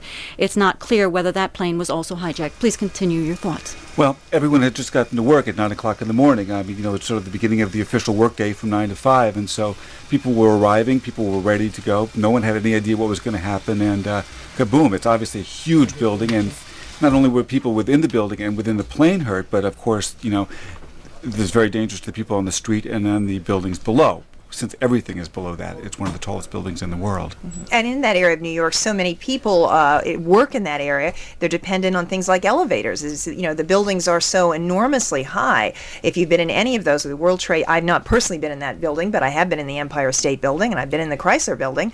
Very tall buildings like that are so affected by something like this. Right. People are stuck on the top floor. People who aren't hurt or dead or injured are stuck on the top floors. And then there's the problem of the height, of course, and the access to get there. So everything is happening all at once, and I think that it's a terrible tragedy, and we'll have to see how it develops. Okay, thank you very much. That's VOA's Adam Phillips. Thank you. To review, there has been a string of apparently coordinated terrorist attacks on major landmarks in the United States, including the World Trade Center, Pentagon, and State Department. Many people have been killed, but there are no exact casualty figures. And also, we'll mention at this time that U.S. Secretary of State Colin Powell has canceled his planned visit to Colombia and will rush back to Washington following apparent terrorist attacks in the United States. And New York Mayor Rudolph Giuliani says a tremendous number of lives have been lost in the apparent terrorist attacks at the World Trade Center in New York. U.S. authorities have gone on the highest alert coast to coast, halting all air traffic, evacuating high-profile buildings, and tightening security at government and military installations. Under orders from the Federal Aviation Administration, airports nationwide have halted all outbound flights. They were keeping their runways open for incoming planes. All emergency rescue personnel in New York and Washington, D.C. areas have been pressed into service. Right now, as you can imagine, it's gridlock out there on the roads, and VOA's Barbara Klein and Paul Westphaling have this report on what's going on. There must be 1,000 people standing outside. The building has been completely evacuated. Police have cordoned off the building. They've evacuated the Capitol building as well, but they've evacuated Union Station and the large Postal Museum building right across the street from it. Everyone is standing around outside. They can't go into these buildings. Police will not let them anywhere near the buildings. What's the mood? What do you hear people saying? I would say, in a word, chaotic. I'm looking at the traffic, and it is bumper to bumper at a standstill. One person told me that he was trying to get out of Washington. He just gave up and parked his car on the side of the road because traffic is not going anywhere. People are milling around in somewhat of a state of confusion, not knowing exactly what to do. On the one hand, some people have told me they understand the need for this national emergency procedure, as it's called. But on the other hand, they're a little miffed that they can't go anywhere, and some people are saying this may be an overreaction. Nevertheless, you can't get into any of these buildings, and people are standing out in the bright sunlight waiting for something to happen. In addition to travelers being stuck there outside Union Station, what about the people who work at Union Station and, the train conductors, the people who run the shops there? Well, I tried to get into Union Station myself to catch a train to go to New York, and I noticed all of these people come running out of the subway and the area that leads down to the Amtrak station. They are being told to get out, and no one is being allowed in. Clearly, you know that all air traffic throughout the country has been halted. I'm also told that you cannot get out of Washington on any of the bridges that go out of town. The tunnels that go out of town have been closed down. That's one reason for the massive gridlock that I'm looking at now. There are police everywhere, undercover agents everywhere. People are directing traffic, and they're standing around wondering what happens next. So these bridges that are closed down to get outside of the city, of course, a lot of the people who work for the government and certainly any businesses, law firms in the city need to take those bridges to get home. Have they been closed because of traffic is so heavy or what? No, what I have been told by one of the security agents down here is that they have been told because of the possibility of perhaps a plane crashing into one of them. National Airport, of course, is right near the Potomac, and there are 3, maybe 4 bridges that cross within 2 or 3 miles of the airport. So I presume that's a safety precaution as well. How heavy is the police presence around Union Station? You can't go 50 feet without finding someone either in uniform or with the, telltale talking into his shirt sleeve collar, or the shirt sleeve. Everyone is being told what to do by police. There is a heavy security presence, not only police, but security from the other branches of government as well. What have you been told to do, Paul? I've been told to move it. Whenever I go, I'm standing right next to a hedge about 100 meters from the train station, and I've been told to get out of the way, don't come anywhere near the train station. I've identified myself as a reporter, and they said, well, I'm glad you are, but leave. That's correspondent Paul Westphaling speaking with our own Barbara Klein. Right now, live on the line, we have Mark Wolfson of the Federal Emergency Management Agency. Some people call that FEMA. Mr. Wolfson, thank you for joining us today. Mr. Wolfson, are you on the line? Do we have Mr. Wolfson? Our engineers right now are trying to reach him. He's apparently there, but they can't seem to get him up on the road. Right now, though... we might be having another guest, Mr. Peter Raven Hansen, who's a professor of law at George Washington University. We do seem to have Mr. Wolfson at this moment. Is that correct, Tracy? Do we have Mr. Wolfson up? This is Mark Wolfson. Hi, I'm glad you could join us. Sorry about that technical problem we were having. That's okay, I'm here. You have a very busy day. It is. What is going on right now? I'm sorry? I'm sorry. What is going on right now with your agency? Well, the FEMA Operations Center here in Washington has been activated. We're on full alert. We have our liaison staff that works with the FBI in place over at the FBI Command Center. And we are, there have been a number of high-level conference meetings that have been going on this morning.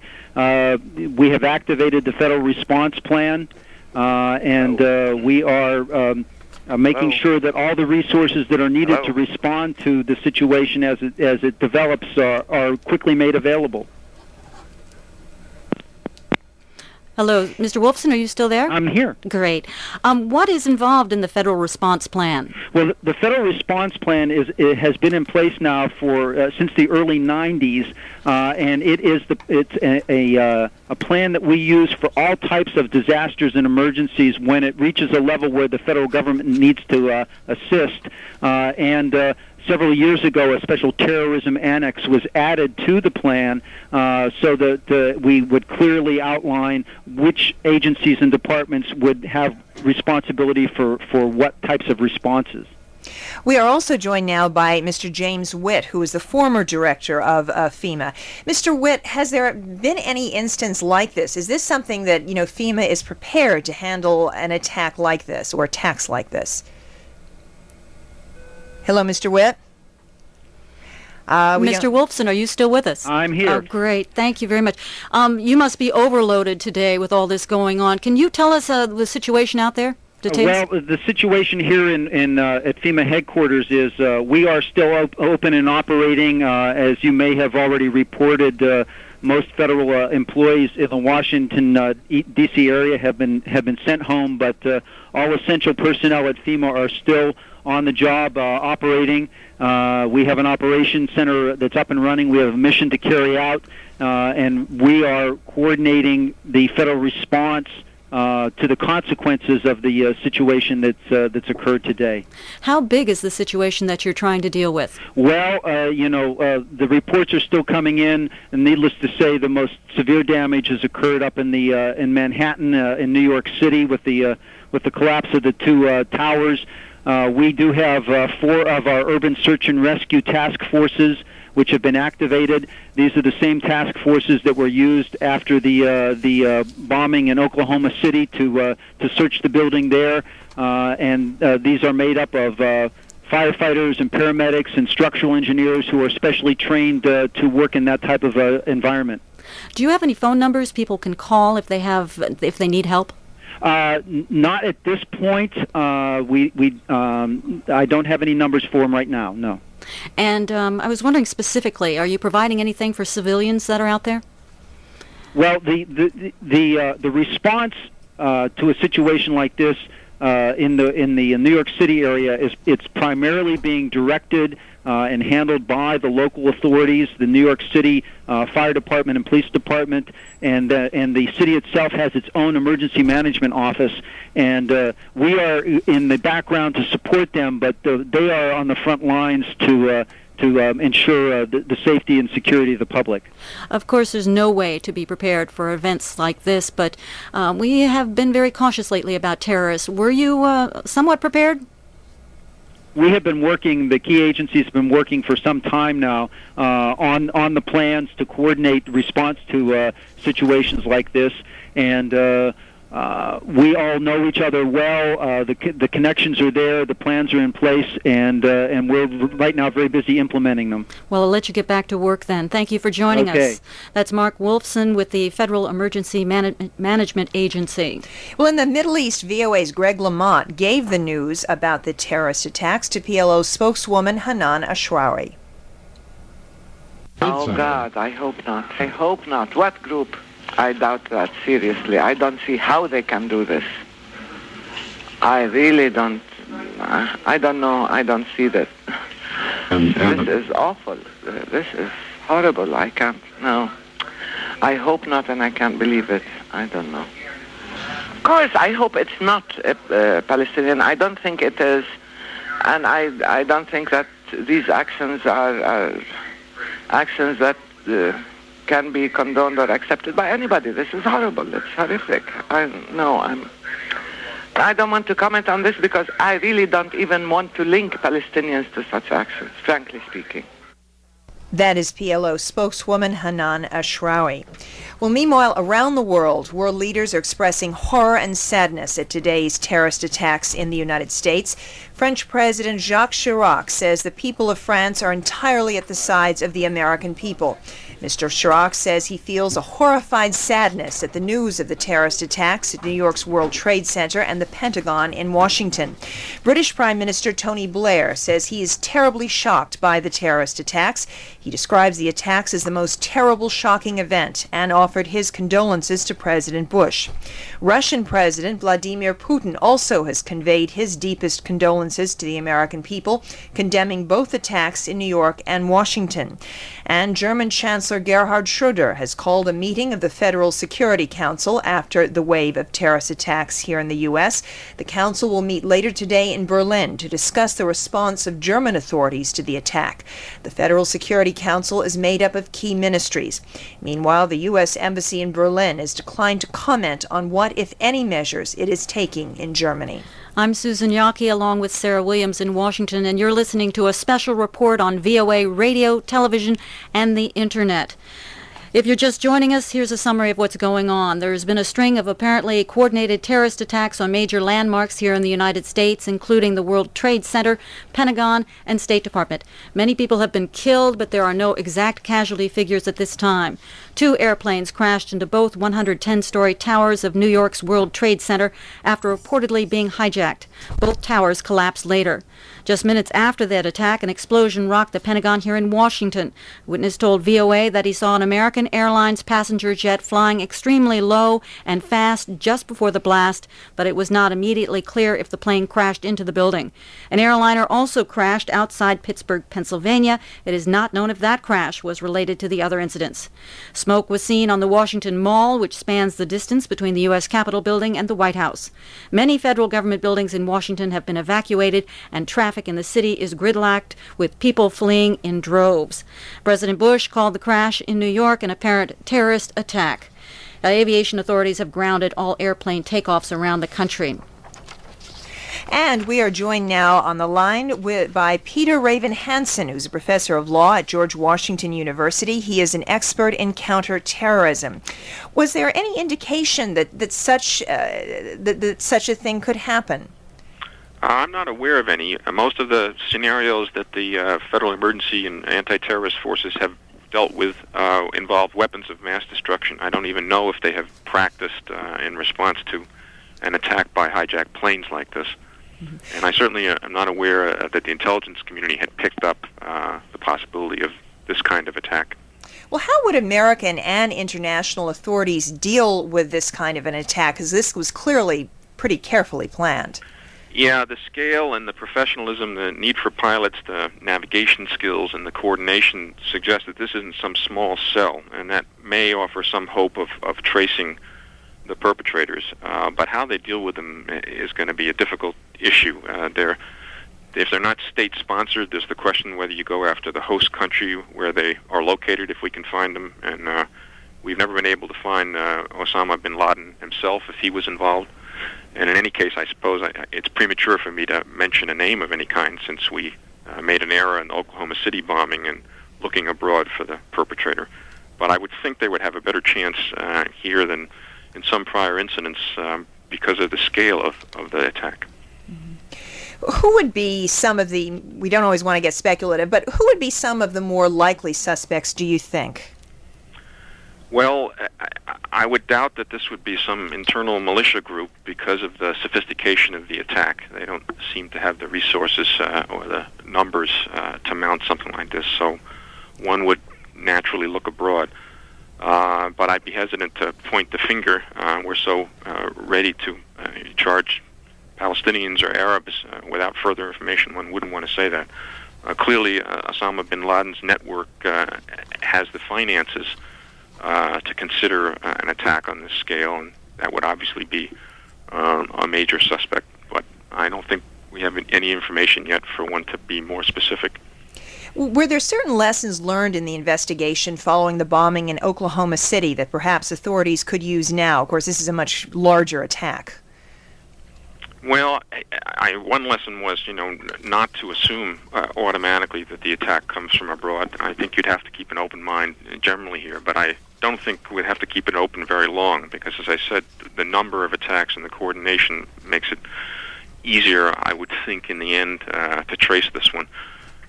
Oklahoma City was a very small group, not linked with any organization very directly, and it was almost fortuitous that we were able to identify them.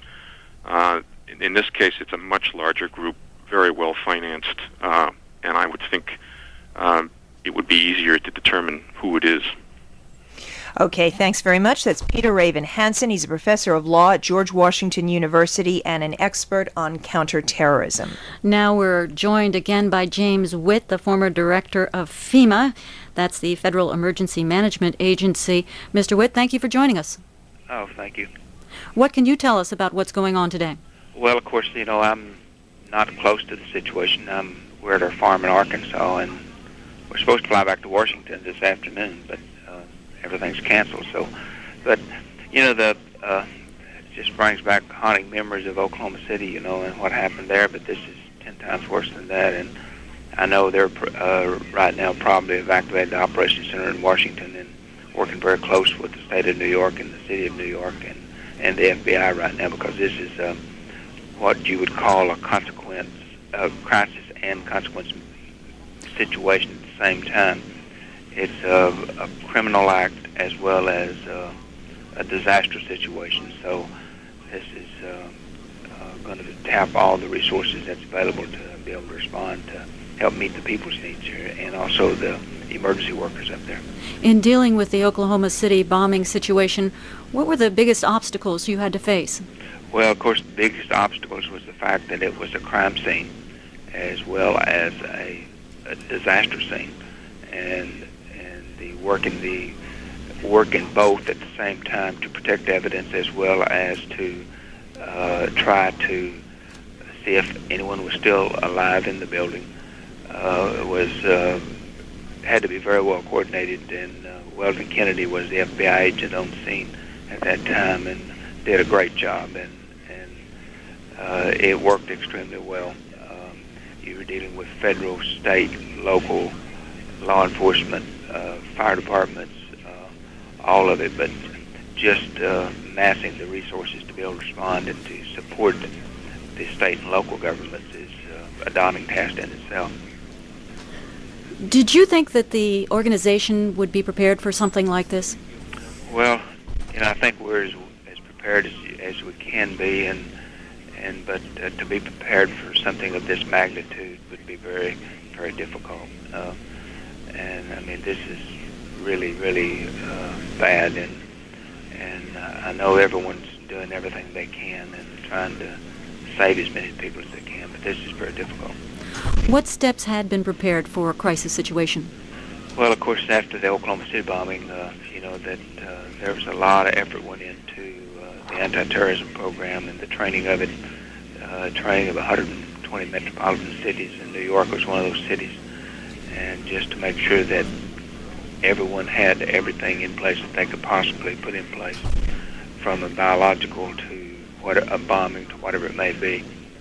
And of course, that getting prepared for something like this is just really, really difficult.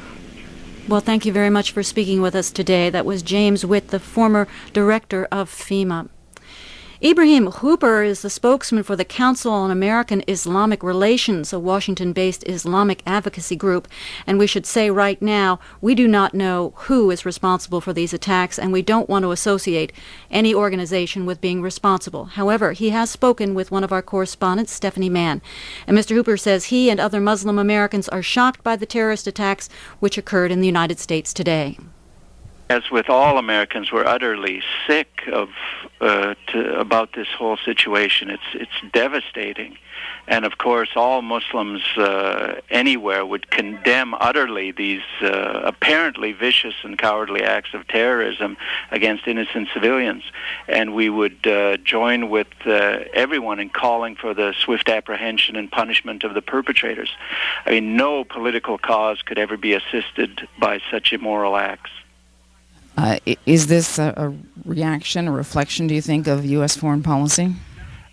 We don't know what it is at this point, so we're just joining with all Americans in just being saddened by this whole tragic situation. Does this make your job harder now?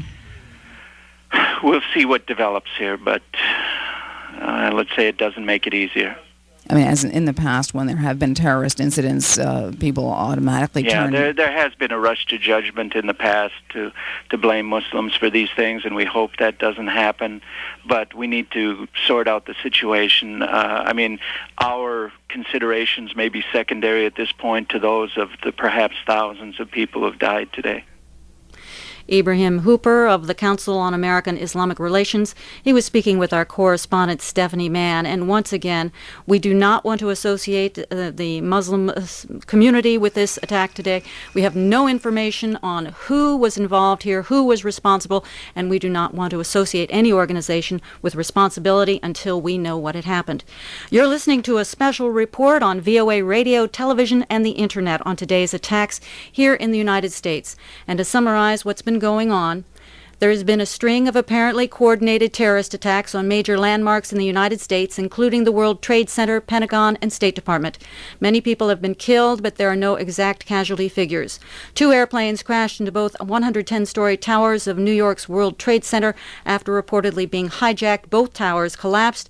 Just minutes after that attack, an explosion rocked the Pentagon here in Washington. Also, there was smoke seen on the Washington Mall, and the White House was evacuated, and our correspondent, Paula Wolfson, is on the line with us live now. Paula, you're just outside the White House. What's the scene there? Away from the White House. We were evacuated about 10 minutes after the president spoke, about 40 minutes after the incident at the World Trade Center. Paula, perhaps you'd summarize what the president had to say on this. The president vowed action against those responsible for the attacks on the World Trade Center. He says this was an apparent act of terrorism. He said we're already looking into it, and he said in very firm terms, terrorism will not stand. This is a national disaster, a national tragedy for the United States. That being said, he's trying at this point to prevent any sort of panic in the country. He's trying to keep the nation calm, but it's very, very tough to do so under these circumstances. Right now, a few blocks from the White House, there is a sort of calm out here. Everything is orderly. Police tape is up. We're behind the barricades. Everybody is waiting for some sort of word that it's okay to go back inside. Now, this is an issue in the news for years now. What has the White House done about terrorism? There have been all kinds of commissions, all sorts of studies, and we talked to Condoleezza Rice, who's the National Security Advisor to the President, not long ago about this very subject, and she said the problem with dealing with terrorism is you can't say what you're doing because they're going to find out. You need that element of surprise, so we can surmise from that yes, they had plans, that yes, they were doing something, but they needed that element of surprise, and the last thing they were going to do was tell the media, to tell the world just what they had planned. Paula, what is the feeling there amongst the reporters? It's shock here. When you have a bunch of reporters and something like this happens, especially a group of pretty hardened veterans like most of those at the White House, the folks here are doing their job. The cameramen have their cameras on their shoulders focused on the White House. Others have their microphones out. They're interviewing people on the street. They're working their cell phones if they can get their cell phones to work to get more information. I think what happens in a situation like this, when you're on the scene at the White House, is you sort of go on automatic pilot and you get the job done. I think hours from now, the panic, the fear that everyone else is feeling is going to set in. Thank you very much, Paula. By the way, do we know where President Bush is right now? We know that he left Florida several hours ago to return to the White House. He did address the nation from Florida. He was there for an education event that was, of course, canceled. And all we know, he's on his way back to Washington, but he was supposed to land at the Pentagon. He can't go there now. They can't bring the helicopter to the White House. So we're still uncertain as to exactly when he's coming back and how he's coming back. Thank you very much. That was VOA White House correspondent Paula Wolfson. You've been listening to a special report on VOA radio, television, and Internet about today's attacks in the United States, in which several major landmarks were bombed, apparently. Many people were killed. There's no casualty figure at this time. Please stay with us here on VOA News Now for continuing coverage of this breaking news story. It's 16 hours Universal Time from Washington. This is VOA News Now. Major U.S. landmarks are attacked, apparently by terrorists. Many killed, but no casualties.